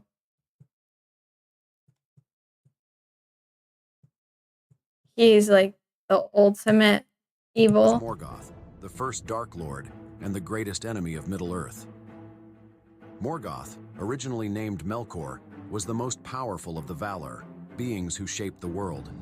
But his heart was filled with envy and pride. He sought to dominate all creation, turning against his fellow Valar and spreading chaos. In his fortress of Angband, Morgoth bred monsters and orcs, and corrupted many beings, including dragons and Balrogs. His most infamous act was stealing the Silmarils, the brilliant jewels created by Feanor, igniting a war with the elves. For centuries, Middle-earth was ravaged by war. Heroes rose to challenge him, but many fell to his might. One such hero was 𝓤𝓮𝓵𝓬𝓻𝓸, who bravely challenged Morgoth to single combat. Though he wounded the Dark Lord, he was ultimately defeated. Morgoth's power seemed unstoppable, but his dominion came at a great cost, leading to the devastation of... Oh, that ended abruptly. You get the point. This is the forms of Sauron, because Sauron has different forms. It took me a while to understand that. Sauron, the Dark Lord of Middle-earth, is a shapeshifter. Unlike the Balrogs, who are fixed in their monstrous forms of fire and shadow, Sauron, a Maya of 𝓬𝓪𝓵𝓬𝓻𝓸, the Smith, possessed a unique ability to change his appearance and take on different shapes throughout the ages. From a being of light to a shadowy necromancer, his forms were many. Now let's explore the 11 different forms that Sauron has been known to take throughout his long dark existence in Middle-earth. Let's get to it. Let's begin chronologically with the first one, the original form. Sauron's first form was that of a Maya spirit, a lesser Ainur, created by 𝓬𝓼𝓼 before the world began. As a Maya, he was a spiritual being of immense power, with no fixed physical form. In this original state, Sauron was known as Mairon. He was a being of pure spirit, formless and radiant. At this point, he was not yet corrupted by Melkor, and his essence was still alive. Whoa, that genealogy is so cool. The second form, the fair form of Mairon. When Sauron left Valinor around the year 1050 of the Years of the Trees, he traveled to Beleriand, and he had to abandon his original more divine appearance. He took on a human-like form, tall and fair, though not really gigantic as stated in the Silmarillion. Slowly, form of a gigantic serpent when going off into battle. This shape symbolizes his cunning and malice. A creature capable so of he's also like a ring rat. The serpent form is both a disguise and a reflection of and then Sauron was forced to transform into he's also shape to a vampire. Which is sick. World, like woo! Vampires and tokens. But the giant Tolkien universe vampire and a shrieking voice. In this form, Sauron fled and hid from Morgoth, fearing his Dark Lord's wrath. It's like the original Twilight. Number 6, Annatar, the Lord of Gifts. Around 1200 of the Second Age, Sauron adopted his most deceptive and charming guise, that of Annatar, the Lord of Gifts. In this form, he presented himself to the elves of Eregion, claiming himself to be an emissary of the Valar, sent to share wisdom. He's also using the deceptive. Fair and wise, with a captivating presence that earned him the trust of the many elves, including 𝓬𝓼𝓵𝓬�R𝓬𝓪, the master smith of the elven rings. In this form, Sauron manipulated the elves into forging the rings of power, setting the stage for his later conquest attempts. Number 7, the Dark Lord of Mordor. So Sauron was imprisoned and taken captive to Numenor by 𝓖𝓮𝓵𝓪𝓽𝓸𝓻, and yet became his advisor, and then manipulated the Numenorians. 𝓬𝓪𝓵𝓬𝓽𝓸𝓻, Sauron's spirit was severely weakened, and his body. He's also a wolf and some other shapes. So you kind of get like the idea of how Tolkien was drawing his characters. This video is thanks to you, Spirit. Control of the Enterprise has been regained. I've not watched Star Trek, so I don't actually understand what's going on. But he does quote 𝓬𝓮𝓵𝓸𝓻 here. What a waste to put them in a reorientation center. Reorientation center. About MacGyvers. Record tapes engaged and ready, Captain.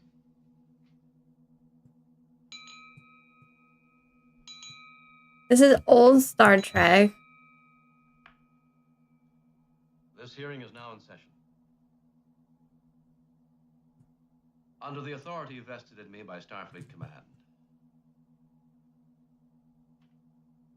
I declare all charges and specifications in this matter have been dropped.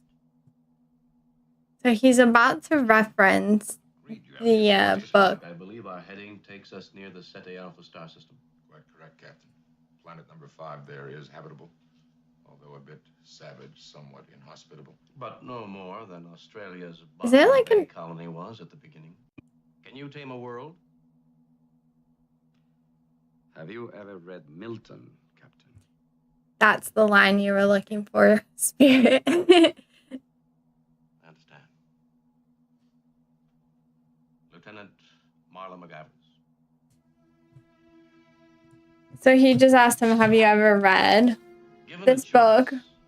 Of court-martial or accompanying them there. It will be difficult. A struggle at first, even to stay alive, to find food. I'll go with him, sir. A superior woman.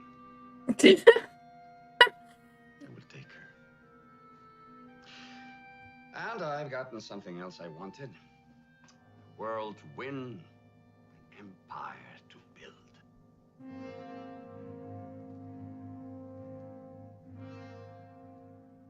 This hearing is closed. The music changed from like scene to like this is scene end to scene beginning. Like they're leaving, let's play some sad music. I'm not up on Milton.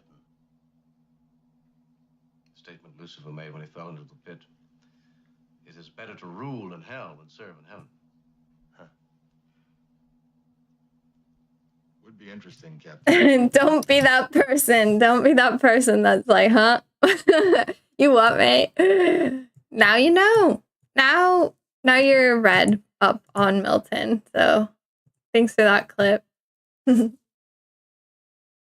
All right, let me see what else we got. So I'm gonna present to you my my version of Paradise Lost really quick. And it's not by any means complete, but what I'm doing is adding way more to the pantheon and sort of kind of like giving it a bit of reorganization. I guess that's the best way I can say. Because look, what do we have? We basically have Paradise Lost just has these main 9 good characters and then like 10 main bad guys, although there's a lot more.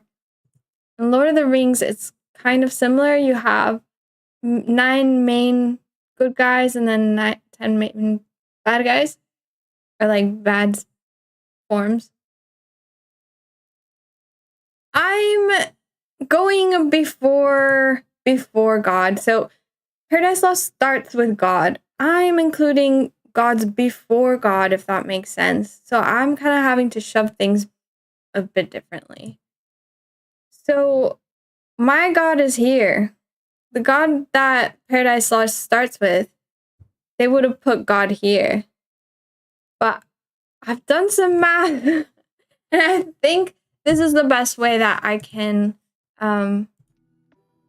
explain my review of all these different cultures and whatnot, is if I want to merge world religions into a lore like Paradise Lost, this is the best way for me. But basically my main characters are Satan and Lilith. It's not Satan and Sin. I've got Sin down here. I'm still gonna keep her, but she's not the main character. And the reason I got this actually is from the sigil of Lilith and Samael, which if you've never seen before. Let me just type it for you guys.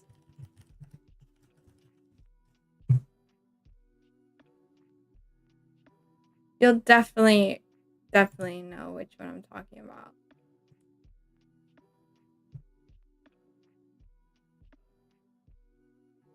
Let me just get a good image.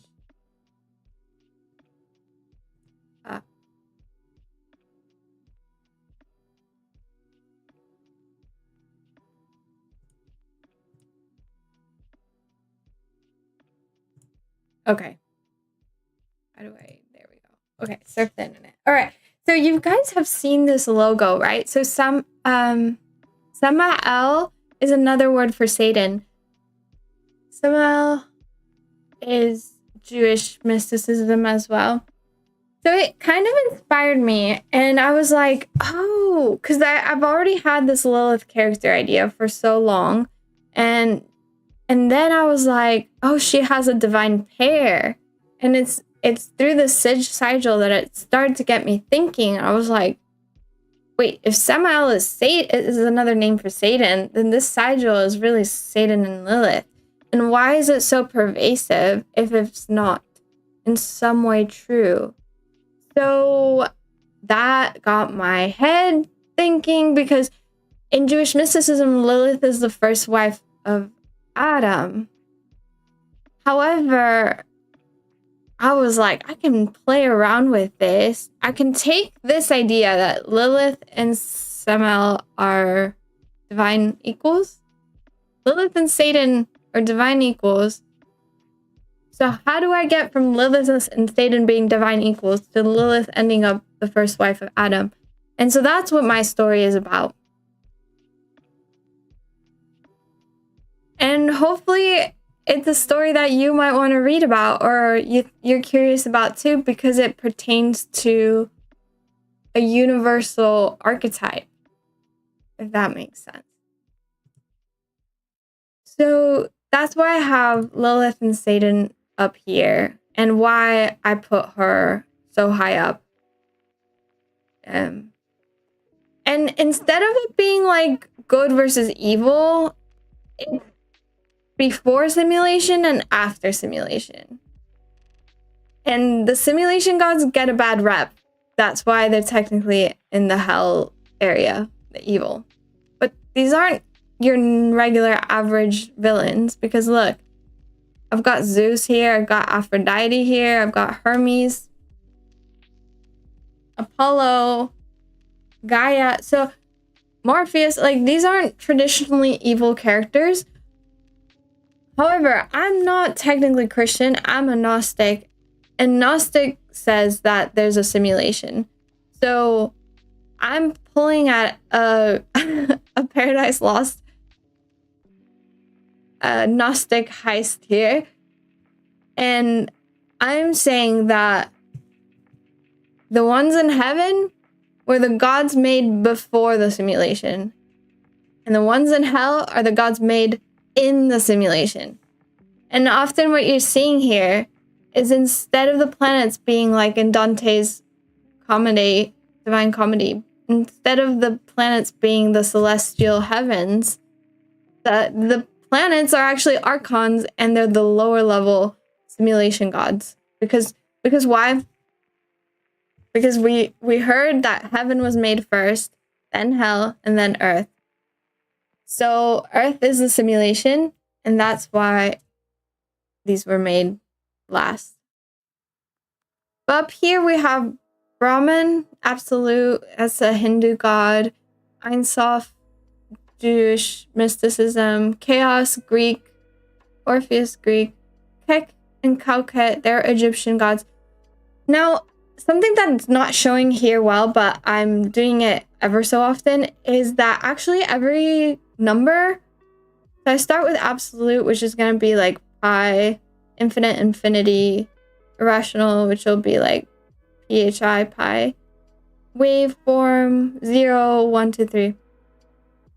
Everything has a male and female. So 1, 2, 3, they all have male and female pairs. These are called divine pairs in Gnosticism. So I'm going to explore the divine pair of Satan and Lilith, and the fall of Satan, the fall of Lilith, and why paradise was lost because of them through the Gnostic lens, and if it can be regained in some other way. So that's my thesis. And again, I'm featuring a lot of these gods you see here, but there's more, and I'll show you more. But first of all, you might remember Kek. Kek is a viral god that a lot of people don't even understand that he's an Egyptian god of void. He's a void god. So I find it funny actually that like Kek is like a viral god meme, but a lot of people don't even know that he's a void god. So Net Void is the author, and I would say like the author of my series is going to be a void god, so it's through their POV. Through their POV, they're telling you this story. Yeah. Maximus Kekius is literally another name for Net Void. You know when Elon Musk changed his Twitter to Kekius Maximus? I made a tweet going like, dude, I made a meme of like Kekius Maximus on one side. You know that button meme where it's like, which one would you choose? And on one side was Kekius Maximus and the other side was Net Void. It's literally the same thing. Kek is just the void. Kekius Maximus means like the maximum void. And Net Void is just like net means collective, so collective void. It's literally the same thing. Let me show you guys really quick what I'm talking about with more gods. These are all my gods. It gets a bit hectic. It's a bit crazy.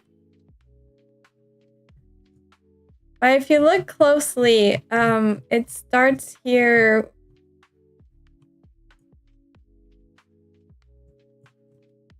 Is it letting me zoom in? Okay. So it starts with the ineffable. There's literally no God or atheism. And then it goes from Atlanta, which we have no documents of, by the way. So it's like, I can't really do much there. Animism, which is one of the most prehistoric. Yeah, we're talking 100k BC. Shamanism, 50k BC. Then we get to Egyptian. And so Egyptian, here is I'm denotating. Sorry. I'm showing. I'm basically showing. Sorry. Oops. I like clicked so many things on my. Oh, there we go. Okay. Okay, so for each number, I'm putting a male and female. I know it's really hard to see, but so god and goddess for each number. And then for each religion, I'm putting a decimal system. So every religion will have, if they have a void god, will be 0. They will all be 0. But the way it's done is through chronologically. So since Kek and Kauket are technically one of the first void gods, they're 0.13 and 0.14. Do you see how I'm doing it? They're all still number 0, but this is how you're denoting chronology and gender. And I have about 50 religions. Here's Jewish mysticism, Roman Christianity, Gnosticism. Like, I tried to be thoughtful and include as many religions as possible because I'm a world traveler. I've been to many places, but also I wanted it to be relatable to a lot of people, and I don't want anyone to feel left out. However, there's only so much that I personally can like condense. So a lot of this could be definitely wrong, and I'm taking a lot of creative liberty. But here I've also added like the I have Tolkien in here somewhere. I love Tolkien. I have him start with he mentions the void. He mentions the void exists, but he does not humanize it. There's no archetype. It's just a place. So Tolkien starts with 𝓬𝓫, the one. As you can see, there's characters in other, like Lovecraft, for example, has more primordial gods than the one.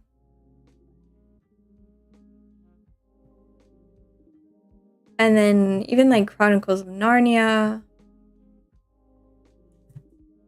I have X-Men over here, starting with Apocalypse. So do you see how I'm like trying to kind of see how the major religions and major book series have developed a pantheon that is you can easily kind of like put it together. I'm also going to show you guys something I've been working on. I don't know if it'll let you see it. Let me try. I'll try to put it through.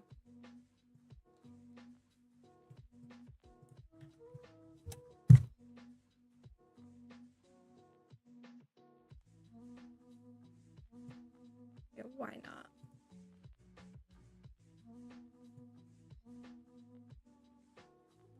Oh. Let me see if I can request access really quick, because I want you guys to see it. I think I can really quick, yeah.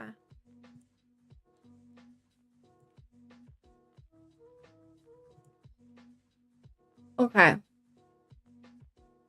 So you've just seen my like the system I'm kind of trying to do over here. The numbers also have like a Pythagorean numerology to them. Like I've tried to put that into consideration. I'm taking also like the Egyptian ideology of the Holy Eight first too. So 1 is ether, 2 water. I don't know. I have to kind of work on these because some religions say some elements, but first of all, other religions say other elements. It gets confusing. But for example, 6 in numerology is definitely the number of love. And in a lot of religions, like Greek mysticism, for example, does say that like Eros was one of the first gods for like, so the god of love is pretty high up there. Then we have Satan is 9, completion, technically the god of wisdom, and then the creation of Saturn and the demiurge. So somebody asked earlier, like JT the 1111 said, is the earth some type of hell realm since Jesus acknowledged this Satan's realm? So Earth, Eden could technically, under Gnostic lore, be considered a simulation. And the planets were created to trap. Because the planets govern our astrology. So in this retelling of Paradise Lost, these planets are evil in the sense that they're controlling your incarnate human emotion. But look how many religions I'm gonna try to do. Like I'm trying to incorporate here the diverse cast that I'm hoping people will appreciate, and that I personally haven't seen like been done before like to this extent. But what I want to show y'all is that eventually I do start really working on like the whole divine pairing. So here's Kek and Koket, and they're a divine pair. Or in Hinduism. So for each number, in every religion, some of them don't, and they're going to be by themselves. Some of them will have 2 and they're lovers. Some of them will have 2 and they're siblings. Some of them will have 2 and they're not really, they don't get along. They have slightly different gifts. That does end up happening, and it's not like a perfect balance that just because they're divine pairs that they're going to end up together. That's not always the case. In Egyptian, it seems like it's pretty like bang on, but in other cultures, it's not as and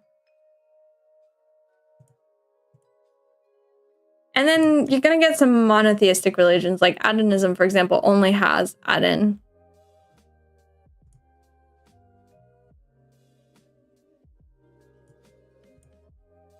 I'm not done with this. I have a lot to go. Here's the monad, monad in Gnosticism.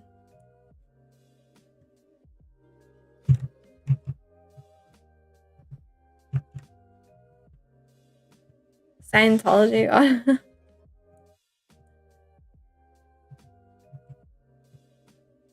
Water gods. So, yeah, that's just something I wanted to share with y'all really quick. Because it's almost there in terms of like the crew and the casting. And again, this is all to like repair human history. So it's like a project to really kind of like understand world religions in a way that I know is a lot more fun. Oh my god. Okay, let me see if I have any other videos really quick. I think I do. So talking about Gnosticism, I did want to show you some Gnostic videos. So this one is about Sophia. And Sophia, to me, she's so much like Lilith that In the beginning, there existed the Alpha and the Omega. Sophia's so much like Lilith that I'm making her like basically synonymous. But anyway, let's watch. Transcendent and ineffable. Bythos, the depth, and Barbello, the silence. From their union, Bythos and Barbello rippled from the immaterial waters into a holy flame, giving birth to a series of divine beings known as 𝓖𝓮𝓶𝓪𝓽𝓸𝓻. The first successor of 𝓖𝓮𝓶𝓪𝓽𝓸𝓻. You can see like, oh my god, it's so like Tolkien is so Gnostic, man. I love it. Gnostics call it aeons. Tolkien calls it the Ainur. Like aeons, Ainur. Into a holy flame, giving birth to a series of divine beings known like, as 𝓖𝓮𝓶𝓪𝓽𝓻. Aeons. Known as. This is Gnostic lore, and then Tolkien goes, yeah, and then these Ainur were just these Ainur. These divine gods called the Ainur just happened to exist out of nowhere, yeah. And then everyone's like, oh my god, Tolkien is such a Catholic. It's like, bro, like, Tolkien is a freaking Gnostic, man. I think the history books like to say that he was, like, just a Catholic, but bro knew what's up. Let's just say that. The first successor of 𝓖𝓮𝓶, Nous, known as the divine intellect and 𝓢𝓹𝓪𝓀𝓪, representing divine truth, harnessed celestial light to weave the fabric of existence. Within this cosmic tapestry, they carefully nurtured the tree of life, a profound creation that would bear cosmic eggs. These eggs would allow eon pairs to emanate succeeding generations. The power of the holy flame imbued within the egg, however, remained beyond the grasp of the 𝓖𝓮𝓶, existing as a force meant to shape rather than be shaped, solely by Bythos. Each eon possessed a distinct nature, residing in the pleroma, a realm of purity. So the pleroma is heaven. Again, we've talked about like Dante's version of heaven. This is the Gnostic version of heaven. It's youngest and most the fullness, the pleroma. Sophia, daughter of And again, Sophia is meant to be like Lilith. So if you're having trouble following along, Sophia in etymology just means wisdom. So it's just saying that she's about to fall. She's kind of like Satan's, because Lilith is Satan's better half, so Sophia is as well, and she's gonna get corrupted, and she's gonna create the demiurge, and this is her fall story.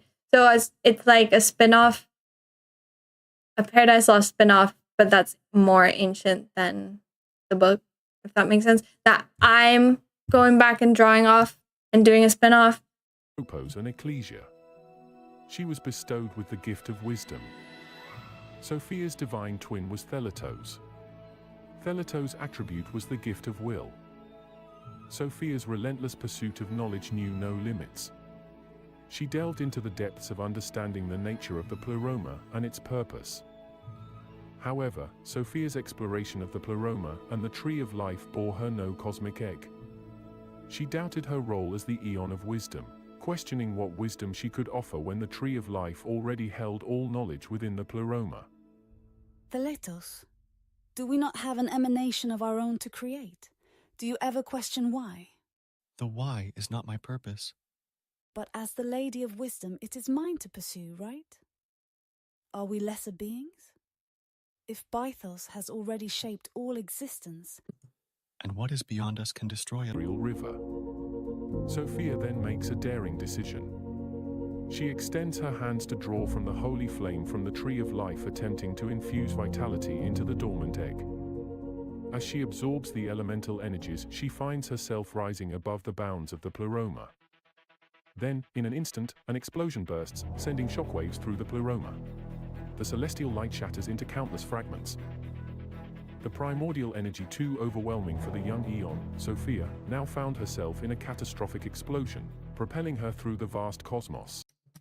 So I don't know if you understand her fall, but her fall is basically that tree was forbidden for them, and she went in by herself and tried to like give life to the cosmic egg, and therefore corrupted it and created the Big Bang. Light. So her fall is basically creating the simulation, because it's like a parthenogenesis, like self-creation, and it's flawed because in this Gnostic telling, you're supposed to have your better half. So, yeah, I'm gonna retell the story, and instead of Sophia, it's gonna be Lilith and Satan, and I think it'll be a good time. I think nobody's really done it yet either. Hi. Have you ever thought that the world is a pretty messed up place? I mean, did you hear about the most recent insert political, economic, social, or environmental disaster here? Well, an early group of Christians had a story to tell of how it got that way. But then the early church burned all of their stuff because they didn't like it, and their story was lost. Until a whole bunch of their stuff was found in a garbage dump. These groups of Christians were anything right, I don't know. Who knows? It could have been found or planted there, so never like trust the sacred text. I think it's going to talk about the Nag Hammadi, but these called aeons emanated or flowed from the monad. From these various aeons, they emanated further aeons in pairs, with each generation of pairs getting progressively lesser in power. But this is what it would look like from the inside. From the outside perspective, all of these aeons would be one collective, which we call the pleroma. Everything beyond heaven. This is heaven. Or the 𝓬𝓼𝓪. But everything went wrong one day when one of the aeons, Sophia, and again, this is like the fall. Makes a mistake. For whatever reason, Sophia fails to successfully create her own child. Either she doesn't have a partner, or tries to have a child without her partner. Regardless of the reason, this attempted virgin birth ends with the monster, 𝓖𝓮𝓵𝓬𝓪𝓀𝓪. Sophia tries to hide the demiurge, throwing it into the pleroma. 𝓖𝓮𝓵𝓬𝓪𝓻 then finds the itself simulation god, nothingness, and seemingly all-powerful. Because of its nature being born from the pleroma and out of spite, 𝓖𝓮𝓵𝓬𝓪𝓻 emanates its own children in an attempt to create its own pleroma. But its creations are twisted and broken. And so 𝓖𝓮𝓵𝓬𝓪 really is like the most actual evil, like not even Satan, like 𝓖𝓮𝓵, like Satan is actually good, right? Satan is the attorney of God. Satan is an archangel. 𝓖𝓮𝓵𝓬𝓪 is not. 𝓖𝓮𝓵𝓬𝓪 is not an archangel. 𝓖𝓮𝓵𝓬𝓪, the demiurge, is not holy. It was never part of heaven. It was created as a mistake. So it's, you could say, in my opinion, this is what true evil is. true evil is not Satan, is not Lilith. Satan and Lilith are just facets of God. True evil is this. It's a corrupted demon created like sin, created, you know, just out of pure evil. So that's why a lot of Gnostics feel like the ultimate trap is this evil demiurge, because it's like Sauron's ring. Like Sauron's ring is evil because it was created by evil, but yeah, the demiurge is evil because it was created with evil intention, so it's always going to be evil. Rules. 𝓷𝓼𝓪𝓀 creates a shadowy veil, and from it explodes the concepts like matter, space, time, etc., creating the material universe. Content with its creation, 𝓷𝓼𝓪𝓀 declares itself to be the one and only God. Sophia hears this and tells it that it's not the only God, and gives it the title of Samael, God of the blind, or Saklas, the fool. 𝓷𝓼𝓪𝓀 is angered by this and attacks the Pleroma. The Archons take some of the divine energy from the Pleroma. How they do so is in Sophia goes before Eve, throwing her under the bus. Eve then tries to escape out of the material universe. All right, so let's Adam and Eve. So the story of Paradise Lost from a Gnostic perspective can be really different, because now what's happening is that instead of Eden being like an ordained place by God, that God was like, oh, here, like I'm gonna make this playground for you because I really love my creations. It's not that anymore. In Gnosticism, it's messed up because this evil god, the demiurge, this false simulation god, is creating a simulation within the simulation and going like, oh, I'm running a program called Eden, and now I'm trapping these two souls, which is Lilith and Adam, and then eventually traps Eve as well, but I'm trapping them. And they're perpetually never in the know. They don't know gnosis. They don't know knowledge. Haha, I'm going to tell them not to do that. So in the Gnostic version, the serpent or the temptation for the knowledge is actually a good thing. It means that it helps them escape the trap of Eden. So I think that's like an untold, like Wicked inspired storyline that reverses. You know how in Wicked, it's the story of the Wizard of Oz, but told from the Wicked Witch of the West, and she's not as evil as they make it seem. So I'm doing the same thing. I'm like, I'm reversing roles, and now Eden, the serpent, isn't evil, and Lilith and Satan are not evil. They're trying to help souls escape the simulation that got trapped. They're anti-heroes. Let me see if this explains the Eden fairly. Possible, and sends a part of himself into the material universe. And thus begins the wacky adventures of 𝓷𝓼𝓪𝓀 trying to keep the divinity trapped in the material universe. Within the universe 𝓷𝓼𝓪𝓀 is created. He gawks at his newest creation, the primordial human, 𝓬𝓮𝓵𝓬𝓾𝓵𝓪𝓽𝓻, who has a divine spark within it. This primordial human being, having a divine spark, wants to emanate its own creation, like Sophia and 𝓷𝓼𝓪𝓀 before it. But 𝓷𝓼𝓪𝓀 won't let it, and splits it into two parts, the male Adam and the female Eve. Rather than torture them, 𝓷𝓼𝓪𝓀 decides to give these two a prison so nice that they'll never want to leave.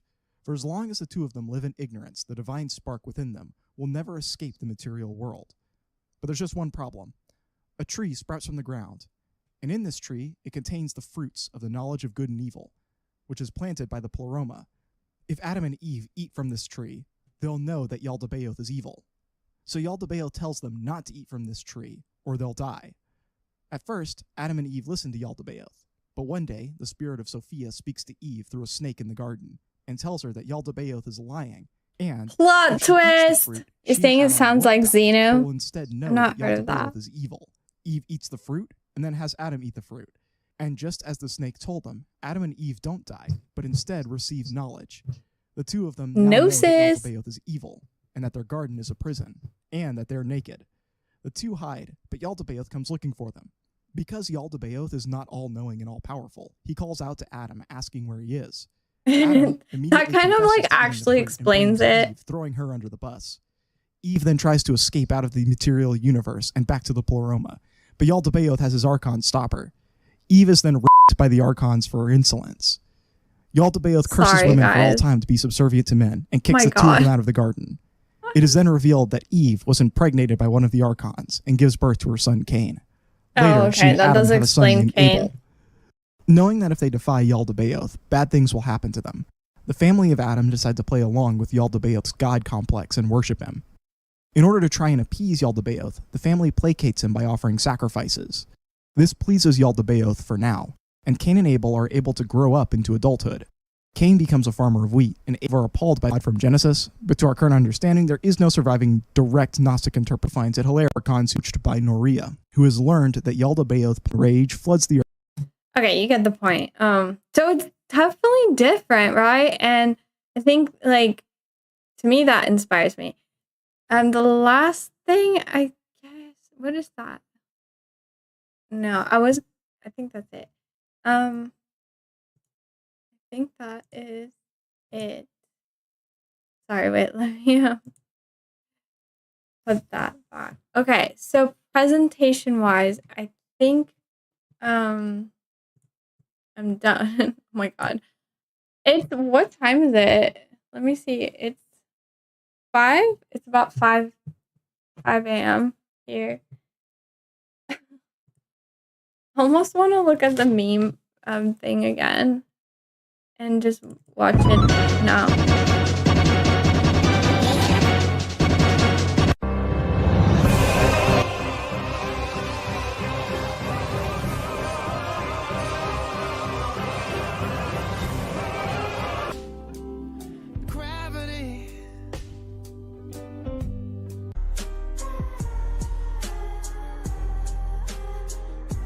Well, let me have a rule and a saw and a board and I'll cut it.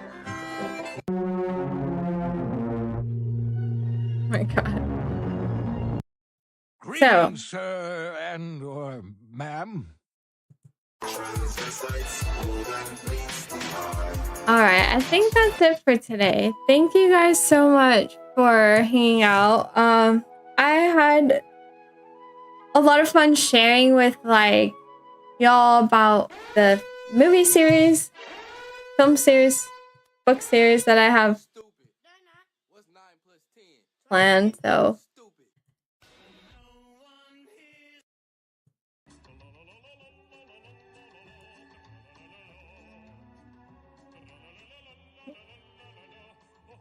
it still gets me.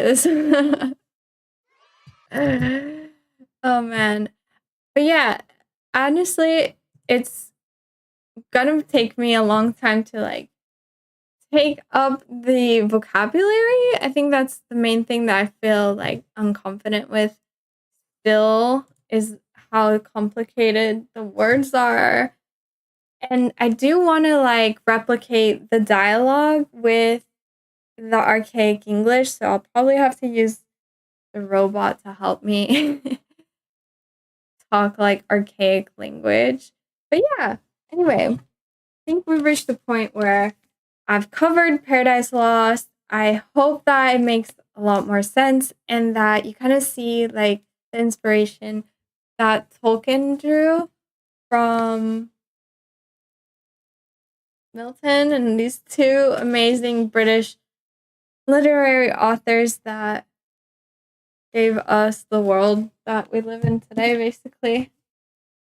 And yeah, you know what? I'm like so torn about what my next stream is gonna be because I want it to help. Like right now, I gave myself a deadline to finish my book by the end of the year, so I'm kind of using these streams as a way to like, okay, what do I need to work on this month? And last month it was like, oh, I need my characters. Like I need a like good versus bad and anti-heroes, and I need to map them out, and I need to know what they're gonna look like.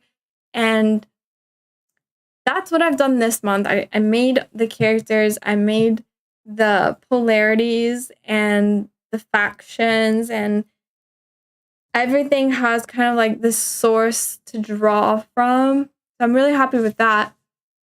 Now it's like finishing the world mythos, like making sure I'm just gonna have to make sure that the numbers that I've got are like accurate before I like really start writing.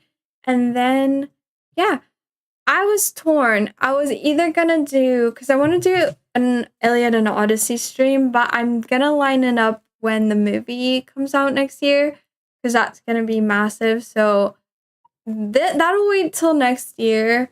And then I was like, oh, should I do a Holy Bible stream? Because like that would be. I've seen streams of people literally just sitting there and reading the Bible, which I think is kind of cool, but obviously there's so much to cover. But my series is so heavily reliant on biblical satire that I'm almost like that could be a good one. Or I get into Plato. And Plato, oh, I forgot to say that I have like my chapters figured out. So maybe I can share that with y'all on Discord really quick. Speaking of the goddess Discord, the goddess Discord that is created all these problems on Earth is still creating them. Where is this? Okay, let me bring it up here. So you can see. And then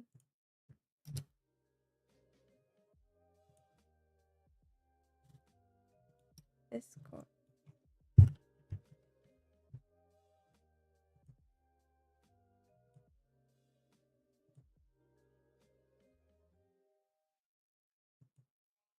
Okay, God. Love that. It's like a friend.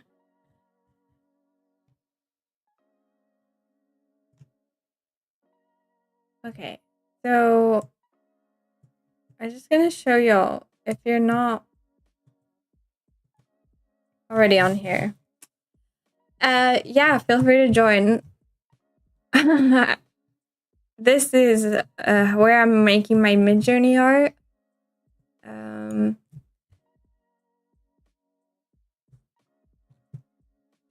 I had the chapters here. Oh, there they are. Okay, so I'm starting with the creation of heaven. Roll call of the again. That's super important for the epic story style. Royal Academy. So I'm doing like a Hogwarts of like the Hogwarts Wizarding School, like think of like a boarding school academy for gods. I'm doing that.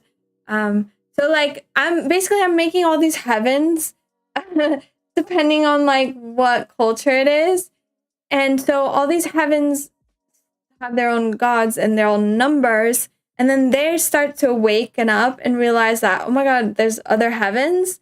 And so they kind of make an academy in order to like meet each other and train each other and things like that. So I'm making this up, but you gotta bring some originality when you make books, because you obviously can't copy everything. So that's like my way of being a bit original. And then obviously divine soul pairing being like the main thing, the main event that everyone's looking forward to. Like once you're going to this academy, you're like, oh, who do I pair up with? Who's my divine pair? How am I gonna make emanations? And that's kind of like Bridgerton. That's gonna be like a bit like Bridgerton. Like it'll be a lot of like this courting, like gods trying to court each other kind of thing going on. And then this the crowning of the Holy Trinity. So Jesus being proclaimed the Son, which again angers or makes Satan jealous. So he spawns sin. And then Sophia, which is Lilith, and then spawns a demiurge. So we got the fall of Sophia or Lilith and the fall of Satan, the war in heaven, the council of Satan, the council of Lilith or Sophia. Genesis. Now in my world, I'm going to follow the Paradise Lost form where heaven is created first, then hell, and then earth. So then Genesis is here, earth is created. But instead of it being a healthy, wonderful place. It's like the simulation, artificial, a prison. So the demiurge creates the Eden as a trap. Lilith gets trapped in with Adam, but Lilith runs away. Satan and Lilith team up to help Adam and Eve. The deceit of the snake is actually liberation. Adam and Eve expelled, but the prophecy is revealed to Adam. So I'm keeping that in of like archangels coming to Adam and for telling it the prophecy. The demiurge revolts by creating the archons, which is the planets, which is like Zeus, Hera, like Hermes, Athena. So the demiurge makes all these planetary gods, and then so they plan on soul harvest. And the 𝓬𝓪𝓵𝓬𝓾𝓵𝓪𝓽𝓸𝓻 race is created, the lizards. Then we get Atlantis, fall of Atlantis, Tower of Babel, Homer in the Trojan War, Pythagoras, Plato, Socrates, Aristotle, Ptolemy, Aristophanes, because we're really creating an argument about flat Earth, the simulation, and then the globe Earth propaganda entwined in it. And it ends, book 1 is gonna end with the birth or resurrection of Jesus, and then of course Paradise Regained element of Satan tempting Jesus. So full circle, but it doesn't tie the ends up because the divine pairs don't end up together in book 1. So that's the cliffhanger. The cliffhanger is the love interests don't they actually all start to get trapped in reincarnation cycles. So hopefully that's enough of a hook to keep you reading to book 2, book 3, and 4, which then continue on like Lord of the Rings into the future of the planet and like the story. Oh, and I forgot, like Antikythera mechanism is also another chapter. It's one of like this ancient Greek computer, which is crazy. So yeah, Paradise Lost fan fiction writer. How many of us are there? I don't think there's that many of us. So hopefully if you find this interesting, we can encourage each other to keep writing. But I think that's it for now, because I've covered everything that I wanted to. So, thank you. Thanks so much for being here, hanging out, and what am I looking for? Because like I have something. Oh, that's what it is. I see what's going on. Got it. All right. Okay. Thanks again, y'all, for joining me. I think that's it for tonight. I'm gonna redo the banner on my YouTube page because I don't know what stream's coming next. But yeah, hope you enjoyed this retelling of biblical fantasy, and I'll see y'all next time. Cheers. Bye, Spirit. Bye, Space Troll. JT. Pinky Brains. And anyone else on replay. Peace. Love.